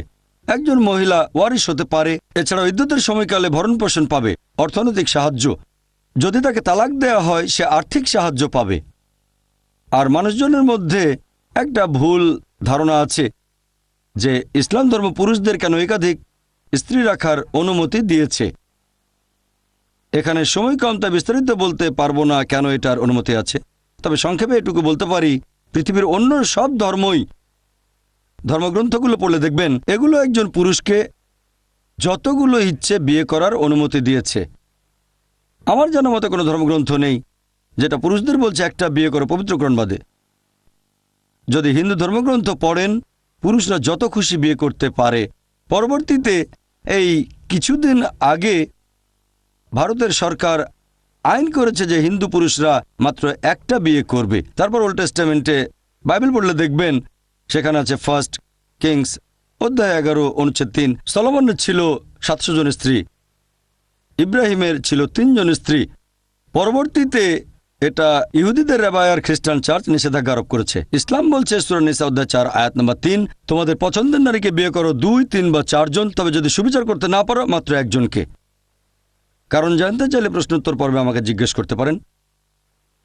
তবে এটা হলো মহিলাদের শালীনতার জন্য যে একজন পুরুষের একাধিক বিয়ে করার অনুমতি আছে। এটা ফরজ না, বাধ্যতামূলক না যে একাধিক বিয়ে করতেই হবে। অনেকে মনে করে ফরজ, আবার এরকমও না যে একাধিক বিয়ে করলে সব বেশি পাবেন। এটা হচ্ছে অপশনাল, তবে একাধিক বিয়ে করলে আপনাকে সুবিচার করতেই হবে। সুবিচার করতে না পারলে সমস্যায় পড়ে যাবেন। স্বাভাবিক পরিস্থিতিতে কখনো ডিভোর্স হওয়া উচিত না। এটা হতে পারে একেবারে শেষ উপায় হিসেবে, যদি স্বামী স্ত্রীর মধ্যে ম্যাচ না করে তখন শেষ উপায় হিসেবে। স্বাভাবিক পরিস্থিতিতে ডিভোর্সকে এড়িয়ে চলবেন আপনার পক্ষে যতখানি সম্ভব হয়, শেষ উপায় হিসেবে। কিছু সমাজে আপনি ডিভোর্স দিতে পারেন, কিছু সমাজে পারবেন না। কিছু ধর্ম অনুমতি দেয়, আবার এমন কিছু ধর্ম আছে যাদের অনুমতি নেই, কিছু ধর্মে বাধা নিষেধ আছে। বাইবেল বলছে গসপেল অফ ম্যাথিউ অধ্যায় নম্বর 5 অনুচ্ছেদ 31-32 যে এটা পুরনো কাল থেকে প্রচলিত। যদি কেউ তার নারীকে ত্যাগ করতে চায়, তার স্ত্রীকে ত্যাগ করতে চায়, তাকে ত্যাগপত্র দিতে হবে। এটা ছিল মুসা নবীর আইন। আল্লাহ তাকে শান্তিতে রাখুন। স্ত্রীকে তালাক দিতে চাইলে ত্যাগপত্র দিতে হবে। তবে যীশু খ্রিস্ট তারপর বললেন যে আমি তোমাদের বলছি, কেউ যদি তার স্ত্রীকে ত্যাগ করে একমাত্র যৌন পাপের দোষে, সে তার স্ত্রীকে ব্যভিচারের পথে নামিয়ে দেয়। তার মানে শুধু ব্যভিচারের অপরাধে স্ত্রীকে তালাক দিতে পারবেন, একথা বলছে গসপেল অফ ম্যাথিউ অধ্যায় নম্বর 5 অনুচ্ছেদ 31-32। আর ইসলামের তালাকের ব্যাপারটা অনেকের মধ্যেই একটা ভুল ধারণা আছে। ইসলামে তালাক হতে পারে 5 প্রকার। 1 নম্বর, স্বামী এবং স্ত্রী দুজনে একমত হয়ে তালাক দিল। 2 নম্বর, স্বামী একা স্ত্রীকে ইচ্ছে করলে তালাক দিতে পারে, স্বামীর ইচ্ছা। 3 নম্বর, শুধুমাত্র স্ত্রী একা স্বামীকে তালাক দিতে পারে যদি বিয়ের চুক্তিনামায় এটা উল্লেখ থাকে। এটাকে বলা হয় ইসমা বা তালাকে তফিদ। যদি এটা বিয়ের চুক্তিনামায় উল্লেখ করা থাকে, যদি স্ত্রী চায় তাহলে সে একাই তার স্বামীকে তালাক দিতে পারে। স্বামী রাজি থাকলে চুক্তিনামায় সেটা উল্লেখ করা হবে, এমন হলে স্ত্রীও স্বামীকে তালাক দিতে পারে। 4 নম্বর, যদি বিয়ের চুক্তিনামায় এটা উল্লেখ না থাকে যে স্ত্রী চাইলে স্বামীকে তালাক দিতে পারে, তবে স্বামী হয়তো দুর্ব্যবহার করে অথবা প্রাপ্য অধিকারগুলো দেয় না, তখন সেই মহিলা যেতে পারে কাজী বা প্রধান বিচারকের কাছে আর নেবে নিকাহে ফাস্ক, অর্থাৎ বিয়েটা বাতিল করা। আর 5 নম্বর, হয়তো মহিলার স্বামী খুব ভালো, তারপরে স্ত্রী তাকে তালাক দিতে চায়, এক্ষেত্রে স্বামীকে তালাক দিতে অনুরোধ করবে, এটাকে বলে খুলা। তাহলে তালাক প্রধানত হতে পারে 5 প্রকার। প্রথমটা দুজনের মধ্যে সম্মতি হতে হবে, স্বামী স্ত্রী। দ্বিতীয়টা শুধুমাত্র স্বামীর ইচ্ছায়। তৃতীয়, শুধুমাত্র স্ত্রীর ইচ্ছায় যদি বিয়ের চুক্তিনামায় উল্লেখ থাকে। 4, যদি স্বামী দুর্ব্যবহার করে, এটাকে বলা হয় নিকাহে ফাস্ক। আর 5ম, হয়তো মহিলার স্বামী খুব ভালো, স্ত্রী কোনো ব্যক্তিগত কারণে তালাক চাচ্ছে, তখন নিতে পারে খোলা। আসুন এবার আমরা দেখব বাবা এবং মায়ের ব্যাপারটা, ইসলামে বাবা মার গুরুত্ব। বাবা এবং মা। আল্লাহর কাছে ইবাদত করার ঠিক পরেই আল্লাহ তাআলা পবিত্র কোরআনে বলেছেন, সূরা ইসরা অধ্যায় নম্বর 17 আয়াত 23 ও 24, যে আমি তোমাদের আদেশ দিয়েছি যে তোমরা আল্লাহ ব্যতীত অন্য কারো উপাসনা করবে না, আর তোমাদের বাবা মাকে শ্রদ্ধা করবে। যদি তাদের একজনও অথবা তারা দুজনেই বৃদ্ধ হয়ে যায়, তাদের ধমক দিয়ে কথা বলো না, তাদের উপর বিরক্ত হয়ে উফ শব্দটা বলো না, বরং তাদের প্রতি তোমার নম্রতার পাখা অবনমিত করো, তাদের সম্বোধন করো সম্মানের সাথে, আর আল্লাহর কাছে দোয়া করো যে তাদের দয়া করো যেভাবে তারা আমাদের শৈশবে লালন করেছিলেন। তাহলে বাবা মা বয়স্ক হয়ে গেলেও তাদের ধমক দিয়ে কথা বলো না, এমনকি উফ শব্দটাও করো না। পবিত্রকরণ বলছে সূরা আনাম অধ্যায় নম্বর 6 আয়াত নম্বর 151 যে বাবা মার সাথে সদ্ব্যবহার করো। পবিত্রকরণ বলছে সূরা লোকমান অধ্যায় 31 আয়াত 14 যে আমি মানুষকে নির্দেশ দিয়েছি বাবা মার সাথে সদ্ব্যবহার করতে। অনেক যন্ত্রণা ভোগ করে মা তোমাদের গর্ভে ধারণ করে আর 2 বছর বয়সে দুধ ছাড়ানো হয়। কোরআন বলছে সূরা আহকাফ অধ্যায় নম্বর 46 আয়াত নম্বর 15 যে আমি মানুষকে নির্দেশ দিয়েছি বাবা মার সাথে সদ্ব্যবহার করবে। মা অনেক কষ্টে গর্ভে ধারণ করে আর অনেক কষ্টে সন্তানকে জন্ম দেয়। আমাদের প্রিয় নবী বলেছেন, এটা আছে ইবনে মাজা, এছাড়াও পাবেন মাসনাদ আহমেদে, যে মায়ের পায়ের তলায় রয়েছে সন্তানের বেহেশত। তার মানে এই না যে মা কাদায় হেঁটে গেল আর সেটা বেহেশত হয়ে গেল। এর মানে যদি আপনার মাকে ভালোবাসেন, তাকে শ্রদ্ধা করেন, তার সাথে ভালো ব্যবহার করেন, তাহলে আপনি ইনশাআল্লাহ আল্লাহ চাইলে বেহেশতে যেতে পারেন। আমাদের নবী বলেছেন, এটা আছে সহিহ বুখারীতে খণ্ড নম্বর 8 বুক অব আদাব, বুক অব ম্যানার্স অধ্যায় নম্বর 2 হাদিস নম্বর 2। এক লোক নবীর কাছে এসে জিজ্ঞেস করল যে এই পৃথিবীতে সবচেয়ে বেশি ভালোবাসার সাহচর্য কার প্রাপ্য? তখন নবী বললেন, তোমার মা। লোকটা জিজ্ঞেস করল, তারপর কাকে? নবী আবার বললেন, তোমার মা। লোকটা তৃতীয়বার জিজ্ঞেস করল, এরপর কাকে? তখন নবী আবার বললেন, তোমার মা। লোকটা চতুর্থবার জিজ্ঞেস করল, তারপর কাকে? তখন নবী উত্তরে বললেন, তোমার বাবা। তার মানে যদি ভালোবাসার সাহচর্যের কথা বলেন বাবা মার প্রতি, আমাদের প্রিয় নবীর হাদিস অনুযায়ী 75% পাচ্ছেন মা আর 25% বাবা। তার মানে 3 ভাগ পাচ্ছেন মা আর 1 ভাগ পাচ্ছেন বাবা। এক কথায় মা পাচ্ছেন গোল্ড মেডেল, পাচ্ছেন সিলভার মেডেল, পাচ্ছেন ব্রোঞ্জ মেডেল, আর বাবাকে শুধু সান্ত্বনা পুরস্কার নিয়ে সন্তুষ্ট থাকতে হচ্ছে। ইসলাম অনুযায়ী কোনো লোক যদি মারা যায়, তার সম্পত্তি ওয়ারিসদের মধ্যে ভাগ করা হবে আল্লাহ সুবহানাহু ওয়া তাআলার নির্দেশিত আইন অনুযায়ী। এটা আছে সূরা নিসা অধ্যায় নম্বর 4 আয়াত 11 ও 12 যে সন্তানদের মধ্যে সম্পত্তি ভাগ করার সময় একজন পুত্র একজন কন্যার চেয়ে দ্বিগুণ পরিমাণ সম্পদ পাবে। তার মানে মেয়ে পাবে ছেলের অর্ধেক সম্পত্তি। মাত্র একজন কন্যা থাকলে সে পাবে অর্ধেক, 2 বা ততোধিক থাকলে তারা পাবে 2/3, আর তার বাবা মা প্রত্যেকে পাবে 1/6। সে নিঃসন্তান হলে মা পাবে 1/3 যাবতীয় দেনা শোধ করার পর। সূরা নিসার 12 নম্বর আয়াত বলছে, তোমার স্ত্রীর পরিত্যক্ত সম্পদ থেকে তুমি পাবে অর্ধেক যদি সন্তান না থাকে, আর সন্তান থাকলে 1/4, আর তোমার পরিত্যক্ত সম্পদ থেকে স্ত্রী পাবে 1/4 যদি সন্তান না থাকে, সন্তান থাকলে পাবে 1/8। অনেকে এই নিয়মটাতে আপত্তি জানায় যে একজন মহিলা কেন সবসময় একজন পুরুষের তুলনায় অর্ধেক সম্পত্তি পাবে। সবসময় এটা হয় না, আগেও বলেছি। যেমন বাবা মায়ের ক্ষেত্রে দুজনেই সমান সম্পত্তি পাবে যদি তার সন্তান থাকে। যদি সন্তান না থাকে, লোকটা মারা যায়, ধরেন একজন মহিলা মারা গেল, তার কোনো সন্তান নেই, তাহলে স্বামী পাবে অর্ধেক, বাবা পাবে 1/6 আর মা পাবে 1/3। তার মানে এখানে মা দ্বিগুণ পরিমাণ সম্পদ পাচ্ছে বাবার তুলনায়।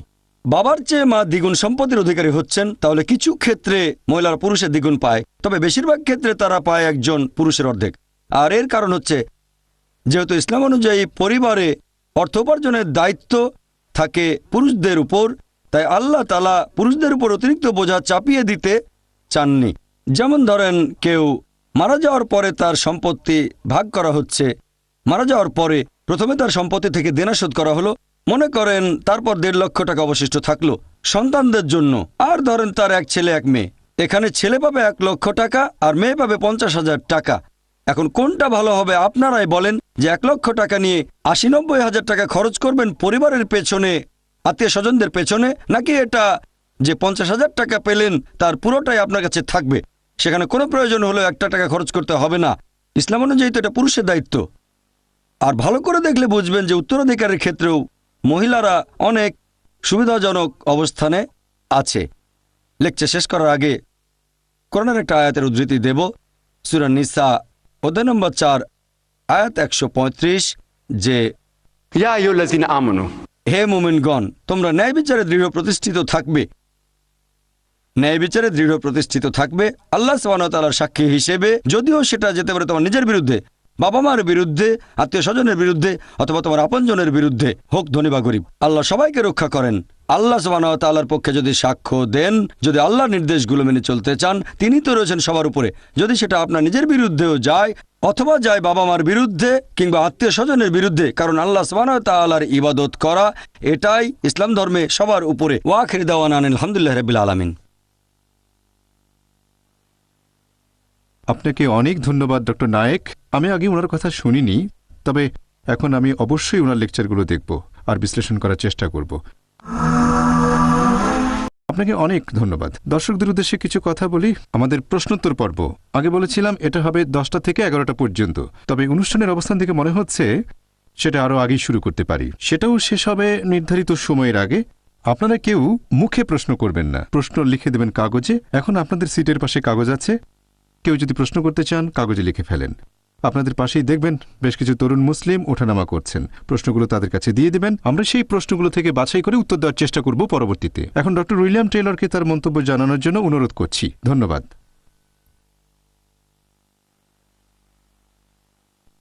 আপনাকে অনেক ধন্যবাদ ডক্টর জাকির।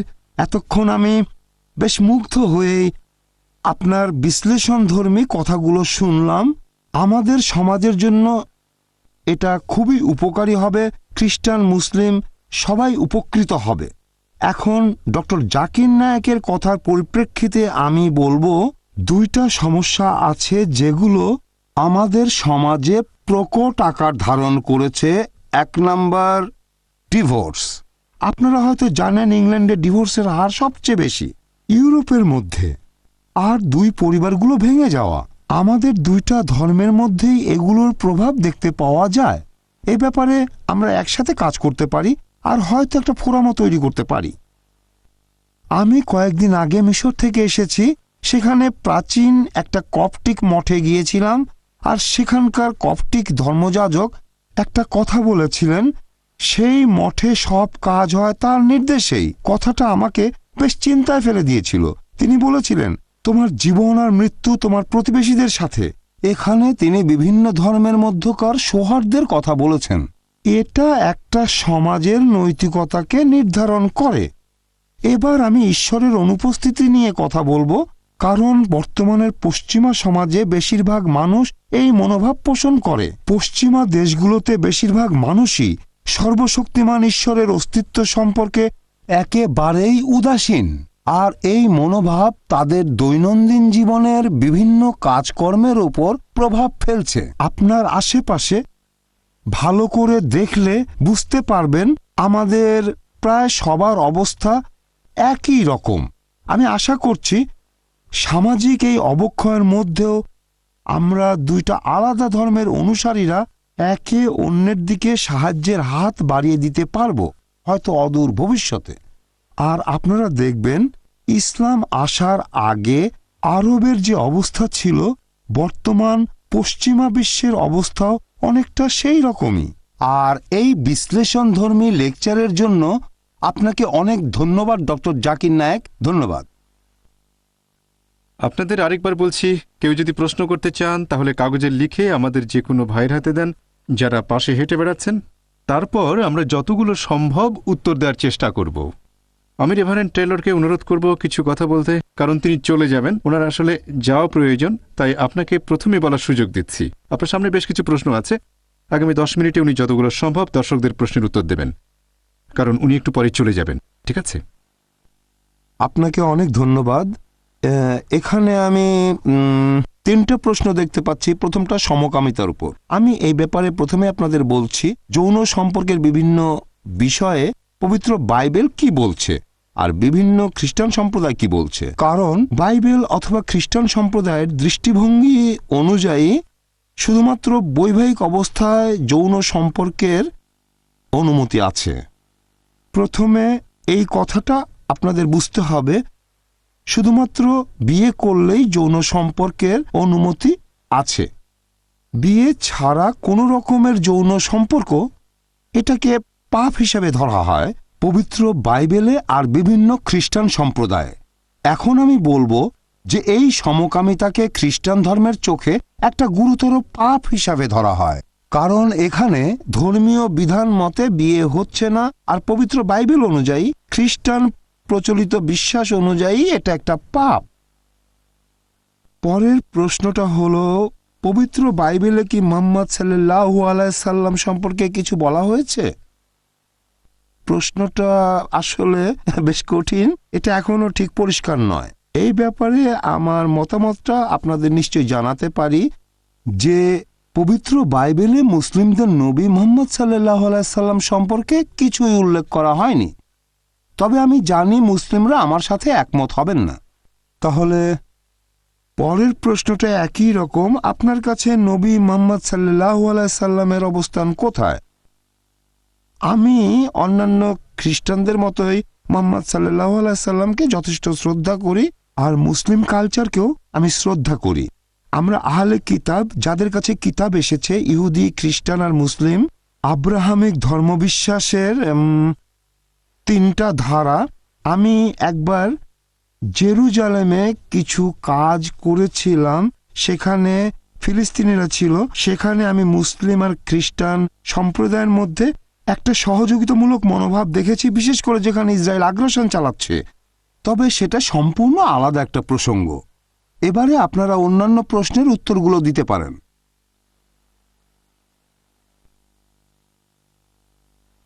رب اشرح لي صدري ويسر لي امري واحلل عقدة من يفقهوا قولي। ইসলাম এবং খ্রিস্টান ধর্ম অনুযায়ী যীশুখ্রিস্টের অবস্থান এবং মর্যাদা কেমন?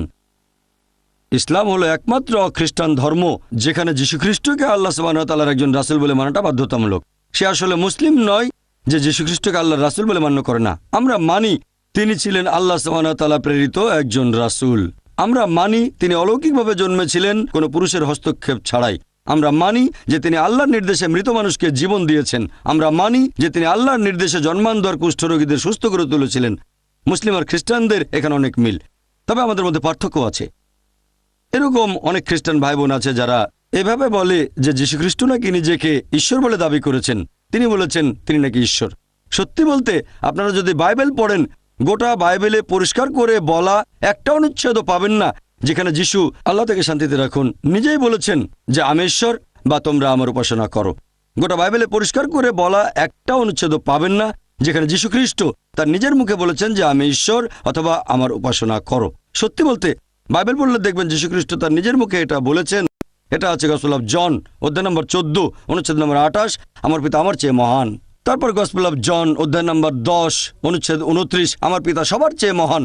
গসপেল অফ ম্যাথিউ অধ্যায় নম্বর 12 অনুচ্ছেদ 28, আমি ঈশ্বরের আত্মার সাহায্যে শয়তানকে তাড়িয়ে দিই। গসপেল অফ লুক অধ্যায় নম্বর 11 অনুচ্ছেদ 20, আমি ঈশ্বরের আঙুলের সাহায্যে শয়তানকে তাড়িয়ে দিই। গসপেল অফ জন অধ্যায় নম্বর 5 অনুচ্ছেদ 30, আমি নিজের থেকে কিছুই করতে পারি না, আমি যেমন শুনি তেমন বিচার করি এবং আমার বিচার ন্যায্য, কারণ আমি নিজের ইচ্ছা পূরণ করি না, পিতার ইচ্ছা পূরণ করি। আমার ইচ্ছা নয়, সর্বশক্তিমান আল্লাহর ইচ্ছা। যদি এটাকে আপনি আরবি করেন এটাই তো ইসলাম। আর কেউ যদি বলে আমার ইচ্ছা নয় ঈশ্বরের ইচ্ছা, সে একজন মুসলিম। পবিত্র কোরআন বলছে সূরা আলে ইমরান অধ্যায় নম্বর 3 আয়াত 52, ঈসা আলাইহিস সালাম ছিলেন মুসলিম। তিনি কখনো নিজেকে ঈশ্বর বলেননি, তিনি আসলে বলেছেন ঈশ্বর তাকে পাঠিয়েছেন। যিশু বলেছেন গসপেল অফ জন অধ্যায় নম্বর 14 অনুচ্ছেদ 24, তোমরা যে কথাগুলো শুনছো সেগুলো আমার নয়, বরং এগুলো আমার পিতার যিনি আমাকে পাঠিয়েছেন।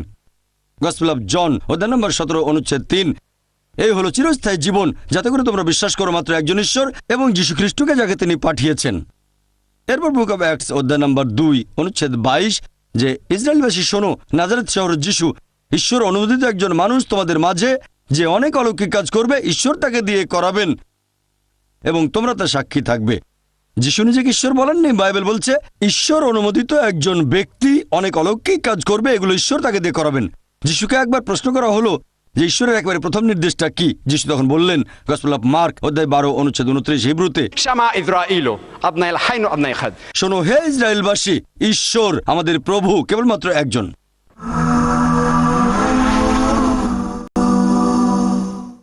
ডক্টর জাকির নায়েক, ইসলাম ও খ্রিস্টান ধর্ম অনুযায়ী পোশাক বা হিজাবের মধ্যে পার্থক্য কি? ইসলাম ধর্মের হিজাব সম্পর্কে বলতে গেলে সবাই মহিলাদের হিজাবের কথাই বলে থাকে, তবে আল্লাহ সুবহানাহু ওয়া তাআলা পবিত্র কোরআনে প্রথমেই বলেছেন পুরুষের হিজাবের কথা। পবিত্র কোরআনে আছে সূরা নূর অধ্যায় 24 আয়াত নম্বর 30 যে মুমিন পুরুষদের বলো তারা যেন দৃষ্টি সংযত রাখে, লজ্জাস্থানের হেফাজত করে। যখন সে কোনো মহিলাকে দেখবে তখন তার মাথায় যদি খারাপ চিন্তা আসে সে মাথা নিচু করবে। একবার আমার বন্ধু একটা মেয়েকে দেখছিল অনেক সময় ধরে। আমি বললাম তুমি এতক্ষণ ধরে মেয়েটাকে দেখছো কেন? সে বলল আমাদের নবী বলেছেন প্রথমবার দেখার অনুমতি আছে, দ্বিতীয়বার দেখা নিষিদ্ধ, আমার অর্ধেক দেখা এখনো শেষ হয়নি। প্রথমবার দেখার অনুমতি আছে এ কথা দিয়ে নবী বুঝিয়েছেন যদি অনিচ্ছাকৃতভাবে কোনো মহিলাকে দেখে ফেলেন তাহলে ইচ্ছাকৃতভাবে তার দিকে তাকাবেন না। এমন না যে 10 মিনিট দেখার পরে পলক ফেলছেন আর বলবেন এখন প্রথম দেখায় শেষ করতে পারিনি। আর একই ধরনের কথা আছে বাইবেলে গসপেল অফ ম্যাথিউ অধ্যায় নম্বর 5 অনুচ্ছেদ 27 ও 28। যীশু খ্রিস্ট এখানে বলেছেন এই হলো প্রচলিত আইন, তোমরা কেউ ব্যভিচার করবে না। তবে আমি তোমাদের বলছি যদি কেউ কোনো মহিলাকে দেখে লালসাপূর্ণ দৃষ্টিতে তখন সে মনে মনে ব্যভিচার করে ফেলেছে। এরপরে কোরআন বলছে মহিলাদের হিজাবের কথা, সূরা নূর অধ্যায় 24 আয়াত 31।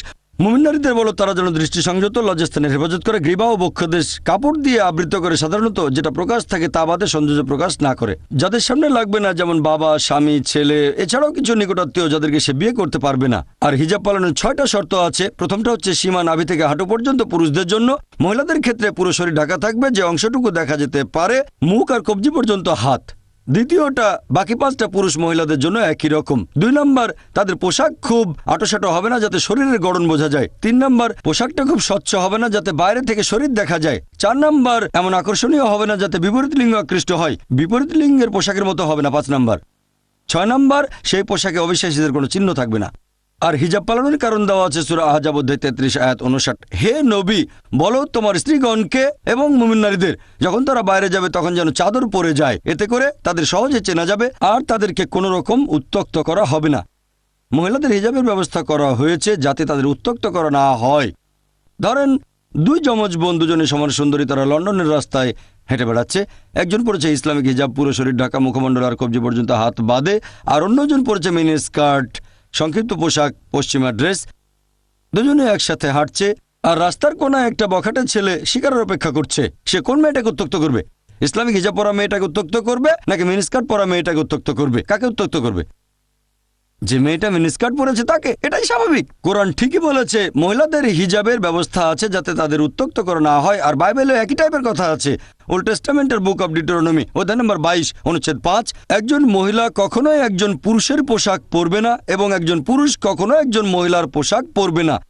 বাইবেলের 1 তিমথি অধ্যায় 2 অনুচ্ছেদ 9 যে মহিলারা পোশাক পরবে শালীনতার সাথে, লজ্জাশীলতার সাথে, নম্রতার সাথে।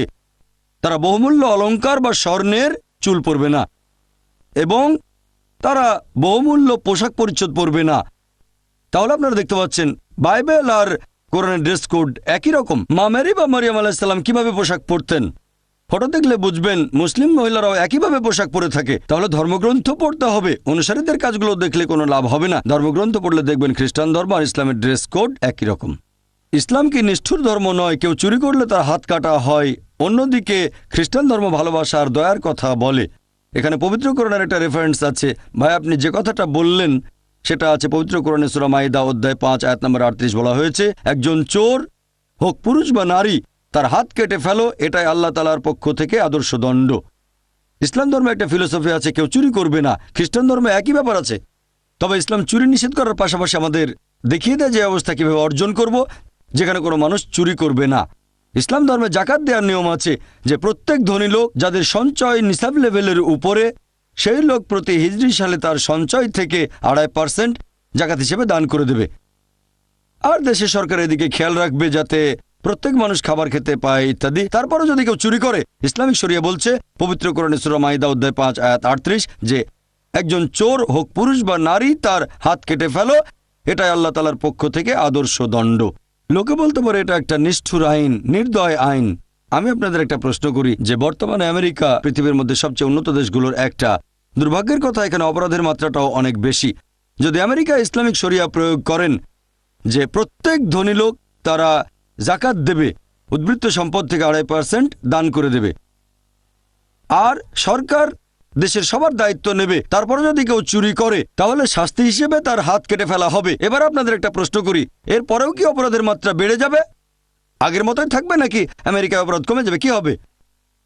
অপরাধ কমে যাবে, এটাই প্র্যাকটিক্যাল আইন, আপনারা শরিয়া প্রয়োগ করেন। আপনি বললেন খ্রিস্টান ধর্ম দয়ার কথা বলে, হ্যাঁ এখানে বলা হয়েছে ঈশ্বর দয়াময়, এমনকি কোরআনেও প্রত্যেক সূরার প্রথমে বলা হয়েছে বিসমিল্লাহির রহমানির রহিম, দয়াময় পরম দয়ালু আল্লাহর নামে শুরু করছি। বাইবেলের শাস্তি হিসেবে হাত কেটে ফেলার কথা বলা হয়েছে, আপনারা হয়তো জানেন না। ওল্ড টেস্টামেন্টে বুক অব ডিউটেরোনমি অধ্যায় নম্বর 25 অনুচ্ছেদ 11 ও 12 বলা হয়েছে, যদি দুজন লোক একে অন্যের সাথে ঝগড়া করে, অন্যের সাথে লড়াই করে, আর যদি একজনের স্ত্রী, যে লোকটা অন্যের কাছে হেরে যাচ্ছে, যদি তার স্ত্রী তাকে সাহায্য করে বিরুদ্ধের লোকটাকে হারিয়ে দেওয়ার জন্য, যদি অন্য লোকের যৌনাঙ্গ ধরে, মানে লজ্জাস্থান, বাইবেল বলছে 12 নম্বর অনুচ্ছেদে সেই মহিলার হাত কেটে ফেলা হবে। সেখানে চোখ দিয়েও কোনো দয়া দেখিও না। তাহলে বাইবেলও হাত কেটে ফেলার কথা আছে। দুই লোকের ঝগড়ার সময়ে একজনের স্ত্রী যদি তাকে সাহায্য করে, বাইবেল সেই স্ত্রীর হাত কেটে ফেলতে বলছে, ডিউটেরোনমি অধ্যায় নম্বর 25 অনুচ্ছেদ 11 ও 12। আর ইসলাম দয়া দেখানোর পাশাপাশি ন্যায় বিচারও করে। খেয়াল রাখা হয় যাতে সংশ্লিষ্ট সবাই সুবিচার পায়। যে লোক একটা অপরাধ করেছে সেজন্য শাস্তি পেলে কাজটা আর কখনো করবে না, আর যার উপরে অপরাধ করা হয়েছে আল্লাহ খেয়াল রেখেছেন সেজন্য সুবিচার পায়। পরে ইনশাল্লাহ একটু পরে আবার আসছি। রেভারেন্ড টেলর আসলে ওনার মাকে স্টেশন থেকে আনতে যাবেন, তাই আমি তাকে অনুরোধ করব কয়েকটা প্রশ্নের উত্তর দিতে। উনি অনেক প্রশ্ন পেয়েছেন, হয়তো 2-3টার বেশি বলতে পারবেন না। এই অনুষ্ঠানে আসার জন্য আর আমাদের সাহায্য করার জন্য ওনাকে অনেক অনেক ধন্যবাদ। Thank you reverend. আমি আসলে এখন সন্তানের দায়িত্ব পালন করতে যাচ্ছি। স্টেশন থেকে আমার মাকে আনতে যাব, এই কাজই আমাকে স্বর্গে নিয়ে যাবে, যেহেতু আমি আমার মায়ের দেখাশোনা করছি। পারিবারিক মূল্যবোধ, যারা আমাকে প্রশ্ন পাঠিয়েছেন তাদের সবাইকে অনেক ধন্যবাদ। আর আমিও খুব খুশি হতাম যদি সবগুলো প্রশ্নের উত্তর আমি দিতে পারতাম, তবে সময় কম, তাই 3টা প্রশ্নের উত্তর দিচ্ছি। প্রশ্নগুলো আলাদা আলাদা বিষয়ের উপর। প্রথম প্রশ্নটা বাস্তবধর্মী, সবার আগে এটার উত্তর দিচ্ছি। প্রশ্নটা যে বাইবেলের অরিজিনাল ম্যানুস্ক্রিপ্ট গ্রিক ভাষায় লেখা কেন? যীশুখ্রিস্ট তো অ্যারামাইক ভাষায় কথা বলতেন, একটু ব্যাখ্যা করেন। এর কারণ হলো বাইবেলের নিউ টেস্টামেন্ট এটা লেখা হয়েছিল গ্রিক ভাষায়, পাশাপাশি অ্যারামাইক আর সিরিয়াক ভাষায়। এরকম বিভিন্ন ভাষায় বাইবেল লেখা হয়েছে যাতে মানুষ সে সম্পর্কে জানতে পারে। অ্যারামাইক ছিল তখনকার দিনে ছোট্ট একটা সম্প্রদায়ের ভাষা, তবে আপনি যদি রোমান সাম্রাজ্যের সবার কাছে পৌঁছে দিতে চান ভূমধ্যসাগরীয় অঞ্চলে, সেখানে প্রচলিত ভাষা গ্রিক, তাই এটাই ব্যবহার করা হয়েছে। তবে এই বাইবেলেও কিছু কিছু কথা অ্যারামাইক ভাষাতেই আছে, যেমন যিশু বলেছিলেন আল্লাই আল্লাই লামা সাবাক সাবাক তানি, এরকম বিভিন্ন কথা। এগুলো বাইবেলে অ্যারামাইক ভাষাতেই সংরক্ষিত আছে। এর পরের প্রশ্নটা রাজনৈতিক দৃষ্টিকোণ থেকে বেশ গুরুত্বপূর্ণ, কারণ এখানে কসোভোর কথা বলা হয়েছে। প্রশ্ন করা হয়েছে বসনিয়ার মতো গণহত্যা এখন কসোভোতেও সংঘটিত হচ্ছে। এই গণহত্যা বন্ধ করার ব্যাপারে খ্রিস্টান বিশ্ব আর পশ্চিমা সভ্য সমাজ কি কোনো রকম পদক্ষেপ নিচ্ছে? আমি এই প্রশ্নের উত্তর ইরাকের প্রসঙ্গটা আনব। আর এসব জায়গায় যে ধ্বংসযজ্ঞ চলছে তার জন্য আমার মতে খ্রিস্টান বিশ্ব দায়ী নয়, আসলে দায়ী হচ্ছে পশ্চিমা বিশ্ব। খ্রিস্টান বিশ্ব আর পশ্চিমা বিশ্বকে আমি এক করে দেখব না। পশ্চিমা বিশ্বের বিভিন্ন দেশ তাদের রাজনৈতিক স্বার্থ উদ্ধারের জন্য বিভিন্ন জায়গায় যুদ্ধে জড়িয়ে পড়ছে। আমার মতে এর সাথে খ্রিস্টান ধর্মের কোনো সম্পর্ক নেই।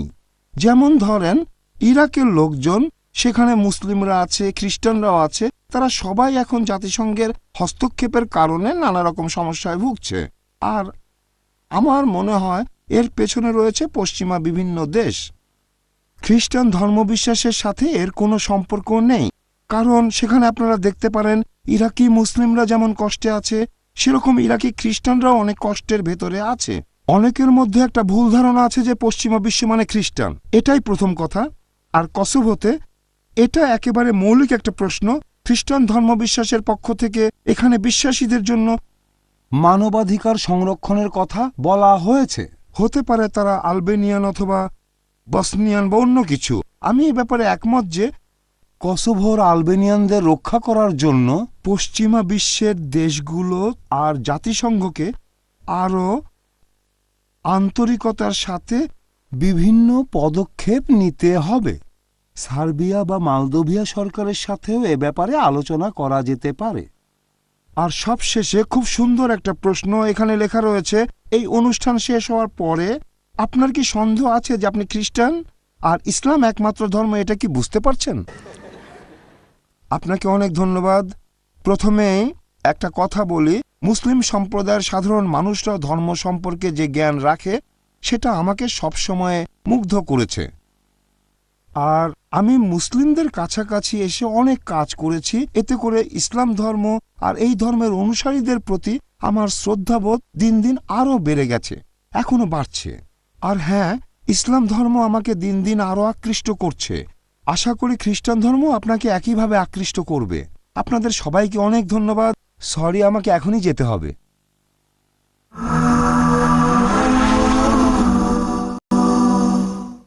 ধন্যবাদ। আমাদের অনুষ্ঠানের পরবর্তী কার্যক্রম সম্পর্কে বলি। আমি এখন ডক্টর নায়ককে অনুরোধ করব 10 মিনিট কথা বলার জন্য। একটা প্রশ্নের উত্তর দিতে পারেন, 10 প্রশ্নের উত্তর দিতে পারেন, তবে সময়টা থাকবে মাত্র 10 মিনিট। 10 মিনিটে 9 প্রশ্নের উত্তর দেওয়া বেশ কঠিন, তারপরে যথাসাধ্য চেষ্টা করবো ইনশাল্লাহ। ইসলাম ধর্মে একজন স্বামী তার স্ত্রীর কাছ থেকে সম্মান দাবি করতে পারে।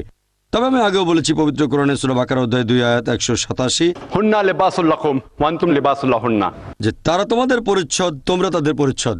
স্ত্রী তার স্বামীর পরিচ্ছদ, স্বামী তার স্ত্রীর পরিচ্ছদ। একইভাবে স্বামীও তার স্ত্রীর আবেগ অনুভূতিকে সম্মান করবে। স্বামী স্ত্রী দুজনে একে অন্যকে সম্মান করবে। একজন মুসলিম পুরুষ কি একাধিক বিয়ে করতে পারে? যদিও একজন স্ত্রীকে নিয়ে সচ্ছলভাবে থাকার কোনো রকম সামর্থ্য নেই। আসলে এক একজনের কাছে সচ্ছলতা জিনিসটা এক এক রকম। কেউ বলতে পারে যে সচ্ছলতা বলতে আমি বুঝি 5 বেডরুমের একটা অ্যাপার্টমেন্ট, তারপর একটা মার্সিডিজ গাড়ি। সচ্ছলতা জিনিসটা আপেক্ষিক। পবিত্র কোরআন যেটা বলছে সূরা নিসা অধ্যায় 4 আয়াত নম্বর 3, পছন্দের নারীকে বিয়ে করো 2, 3 বা 4 জন, তবে সুবিচার করতে না পারলে একটা বিয়ে করো। এখানে শর্ত হলো সুবিচার করতে হবে। ধরেন আপনার একটা মার্সিডিজ গাড়ি আছে আর আপনি ঠিক করলেন যে 2টো বিয়ে করবেন। মার্সিডিজটা বিক্রি করে দেন, 2টো টয়োটা কিনে 2 স্ত্রীকে আপনি দিয়ে দেন। 5 রুমের ফ্ল্যাট বেচে দেন, 2টো 2 রুমের ফ্ল্যাট কিনে প্রত্যেক স্ত্রীকে একটা করে দিয়ে দেন, অথবা 2 জন স্ত্রীকে 5 বেডরুমের ফ্ল্যাটে রাখেন। এখানে শর্ত সুবিচার করতে হবে। সচ্ছলতা জিনিসটা আপেক্ষিক। ব্যাপারটা এমন না যে সচ্ছলতা মানে আপনি বলতে চাচ্ছেন একটা নির্দিষ্ট সম্পদ থাকতে হবে, তাহলে তো গরিব লোকেরা একাধিক বিয়ে করতে পারবে না। এটা কোনো শর্ত না। আমি শিওর মুসলিমরা মানবে যে আল্লাহর কাছে একমাত্র গ্রহণযোগ্য দিন ইসলাম। আর এটা বলা ঠিক হবে না যে কোনো ধর্মই খারাপ না। আমিও একমত। পবিত্র কোরআন বলছে সূরা আলে ইমরান অধ্যায় 3 আয়াত নম্বর 19, ইন্নাদ-দীনা ইনদাল্লাহিল ইসলাম, আল্লাহ সুবহানাহু ওয়া তাআলার কাছে একমাত্র গ্রহণযোগ্য দিন হচ্ছে ইসলাম। আমি সম্পূর্ণ একমত। যদি কেউ বলে যে কোনো ধর্মই খারাপ না আর সেখানে থেমে যায়, আমি মেনে নেব না। মুসলিম হিসেবে আমি সেটা মানব না। কারণ সূরা আলে ইমরান অধ্যায় 3 আয়াত নম্বর 64, তাআলাউ ইলা কালিমাতিন সাওয়াইন বাইনানা বাইনাকুম, এসো সেই কথায় যে আমাদের ও তোমাদের মধ্যে এক। আমি এখানে বলতে পারি যে সব ধর্মই ভালো কথা বলে, কারণ সব ধর্মই ভালো খারাপ দুটো জিনিসই শেখায়, ইসলাম বাদে। ইসলাম শুধু ভালোটা শেখায়। আমি এটা বলবো না যে কোনো ধর্মই খারাপ না, তবে সাদৃশ্যগুলো দেখানোর জন্য বলতে পারি যে সব ধর্মই ভালো জিনিস শেখায়। প্রথমে আমি বিভিন্ন ধর্মের ভালো পয়েন্টগুলো নিয়ে বলি, তারপর বলি খারাপ পয়েন্টগুলো নিয়ে। এভাবে বলতে পারি যে কোনো ধর্মে আসলে সবকিছু খারাপ শেখায় না, এভাবে বলতে পারেন। তবে কোনো ধর্ম খারাপ না এটা বলে থেমে যাবেন না, এভাবে অন্যদের খুশি করতে পারেন। কারণ পবিত্র কোরআন বলছে সূরা আলে ইমরান অধ্যায় 3 আয়াত 85 যে ইসলাম ব্যতীত অন্য কোনো দিন আল্লাহ তাআলার কাছে গ্রহণযোগ্য হবে না। যদি কেউ ইসলাম বাদে অন্য কোনো ধর্ম অনুসরণ করে, সেটা শেষ বিচারের দিনে আল্লাহর কাছে গ্রহণযোগ্য হবে না। এটা কি সত্যি যে যিশু আবার আসবেন? খ্রিস্টানরাও কি এটা বিশ্বাস করে? হ্যাঁ, আমরাও মানি। কোরআন বলছে সূরা নিসা অধ্যায় 4 আয়াত 158 যে আল্লাহ যীশু খ্রিস্টকে জীবন্ত উপরে তুলে নিয়েছেন। আমরা মানি তিনি এখনো জীবিত। আর যিশুকে জীবন্ত তুলে নেওয়া হয়েছিল কারণটা কি? কারণ যীশু খ্রিস্ট হলেন আল্লাহ সুবহানাহু ওয়া তাআলার একমাত্র রাসূল, যার অনুসারীরা ভুল করেছে যে তিনি নাকি নিজেকে ঈশ্বর বলেছেন। পুরোটাই ভুল বুঝেছে যে যিশু নাকি ঈশ্বর বলে নাকি দাবি করেছেন। তাকে তুলে নেওয়া হয়েছে নতুন কিছু শেখানোর জন্য না। পবিত্র কোরআন বলছে সূরা মাইদা অধ্যায় 5 আয়াত নম্বর 3, আজ আমি তোমাদের দিন সম্পূর্ণ করলাম আর মনোনীত করলাম ইসলাম, তোমাদের প্রতি অনুগ্রহ সম্পূর্ণ করলাম। ইসলাম ধর্ম সম্পূর্ণ, নতুন কিছু যোগ করা যাবে না বা বিয়োগও করা যাবে না। ঈসা আলাইহিস সালাম নতুন কিছু শেখানোর জন্য আসবেন না, আসবেন খ্রিস্টানদের বলতে যে আমি কখনো ঈশ্বর বলিনি আমি ঈশ্বর। আর পবিত্র কোরআন বলছে সূরা মাইদা অধ্যায় 5 আয়াত 116, যীশু খ্রিস্ট আল্লাহ তাআলাকে বলবেন, হে আল্লাহ সুবহানাহু ওয়া তাআলা, তুমি সাক্ষী থাকো, আমি কখনোই বলিনি আমার উপাসনা করো, বরং বলেছি আবুদুল্লাহ, আল্লাহর ইবাদত করো, রাব্বি ওয়া রাব্বুকুম, তিনি আমার ও তোমাদের প্রভু। একই ধরনের কথা আছে বাইবেলে। সেদিন সব লোকজন এসে যীশু খ্রিস্টের উদ্দেশ্যে বলতে থাকবে, হে প্রভু, আমরা আপনার নামে অনেক আশ্চর্য আর অলৌকিক কাজ করেছি। যীশু তখন তাদের বলবেন, তোমরা সবাই পাপী, এখান থেকে চলে যাও, আমি তোমাদের কাউকে চিনি না। এটা কাকে বলবেন? মুসলিমদের? হিন্দুদের? বলবেন খ্রিস্টানদের? তোমরা সবাই পাপী, আমি তোমাদের চিনি না, এখান থেকে চলে যাও। যিশু আবার পৃথিবীতে আসবেন খ্রিস্টানদের শুধরে দিতে, নতুন কোনো ওহে আনবেন না। বাইবেল কি মোহাম্মদ সাল্লাল্লাহু আলাইহি ওয়াসাল্লাম সম্পর্কে কিছু বলেছে? মোহাম্মদ সাল্লাল্লাহু আলাইহি ওয়াসাল্লাম সম্পর্কে বাইবেলে ভবিষ্যৎবাণী কি আছে? দুটো প্রশ্ন একই। বাইবেলে মোহাম্মদ সাল্লাল্লাহু আলাইহি ওয়াসাল্লাম সম্পর্কে বেশ কিছু ভবিষ্যৎবাণী আছে। ওল্ড টেস্টামেন্টে আছে, নিউ টেস্টামেন্টেও আছে। যেমন ধরেন বুক অব ডিউটেরোনমি অধ্যায় 18 অনুচ্ছেদ 18, ঈশ্বর বলেছেন আমি একজন দূত প্রেরণ করব তোমাদের ভাইদের মধ্য থেকে, যে হবে তোমাদের মতো, আর আমি তার মুখে আমার বাণী দেব, আমি যে আদেশ দেব তার মুখে সে কথা শোনা যাবে। খ্রিস্টানরা বলে এই ভবিষ্যৎবাণীটা যীশু খ্রিস্টের কথা বলছে। যদি ভালো করে দেখেন, যীশু খ্রিস্ট কিন্তু মুসা আলাইহিস সালামের মতো নন। খ্রিস্টানরা এভাবে বলে যে যীশু ছিলেন ইহুদি আর একজন রাসূল, সেজন্য তিনি মুসা আলাইহিস সালামের মতো। যদি এই দুটো শর্ত দিয়ে ভবিষ্যৎবাণী পূরণ হয়, তাহলে বাইবেলে মুসা আলাইহিস সালামের পর যত নবী রাসূলের কথা আছে, Solomon, Ezekiel, Isaiah, Daniel, Hosea, John, সকলেই এই ভবিষ্যৎবাণী পূরণ করবেন, কারণ তারা ছিলেন ইহুদি আর আল্লাহর নবী। ভালো করে দেখলে বুঝবেন এই ভবিষ্যৎবাণী মুহাম্মদ সাল্লাল্লাহু আলাইহি সাল্লাম ছাড়া অন্য কারো কথা বলছে না, কারণ মুসা আলাইহিস সালাম এবং মুহাম্মদ সাল্লাল্লাহু আলাইহি সাল্লাম দুজনে প্রাকৃতিকভাবে জন্মেছিলেন, যীশু খ্রিস্টভাবে জন্মাননি। মুহাম্মদ সাল্লাল্লাহু আলাইহি সাল্লাম আর মুসা আলাইহিস সালাম বিয়ে করেছিলেন, তাদের সন্তান ছিল। যীশু বিয়ে করেননি, তার সন্তানও ছিল না। তারা দুজনেই স্বাভাবিকভাবে মারা গেছেন। যীশু খ্রিস্ট স্বাভাবিকভাবে মৃত্যুবরণ করেননি। কোরআন বলছে তাকে জীবন্ত তুলে নেওয়া হয়েছে, কিন্তু বাইবেল বলছে যে যীশু খ্রিস্ট ক্রুশবিদ্ধ হয়ে মারা গেছেন। তাহলে মুহাম্মদ সাল্লাল্লাহু আলাইহি সাল্লামের সাথে মুসা আলাইহিস সালামের অনেক মিল, যীশু খ্রিস্টের সাথে মুসা আলাইহিস সালামের অত মিল নেই।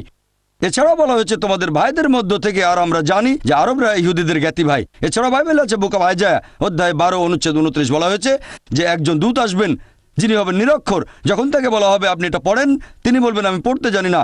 আমাদের নবীর কাছে যখন প্রথম ওহী নাজিল হলো ইকরা, সূরা ইকরা অধ্যায় 6 আয়াত নাম্বার 1, ফেরেশতা জিবরাইল বললেন ইকরা, আমাদের নবী বললেন মা আনা বিকারি, আমি পড়তে জানি না। ভবিষ্যৎবাণীটা পুরোপুরি মিলে গেছে। এমনকি আমাদের নবীর নাম ওল্ড টেস্টামেন্টে আছে, সং অফ সলোমন অধ্যায় নাম্বার 5 অনুচ্ছেদ নাম্বার 16। হিব্রুতে বলা হয়েছে হিকুম মিতাকিম বিকুল্লি মুহাম্মাদিম জায়দুদি ওয়া জায়রাই বাইনা জেরুসালাম। মুহাম্মাদিম 17 ভাষায় ইম শব্দটা দিয়ে সম্মান বোঝানো হয় হিব্রু ভাষাতে। মোহাম্মদ ইম, মোহাম্মদিম। ইম সম্মানের জন্য, নামটা আসলে মোহাম্মদ সম্মানের জন্য ইম, সেজন্য হয়ে গেল মোহাম্মদিম। তবে অনুবাদ করা হয় তার মুখের ভাষা খুব মিষ্টি, আর তিনি সবকিছু নিয়ে মনোরম। তিনি আমার প্রিয়, তিনি আমার বন্ধু, হে জেরুজালেমের কন্যারা। তবে ওল্ড টেস্টামেন্টের অরিজিনাল ম্যানুস্ক্রিপ্টে মোহাম্মদ নামটা পাবেন।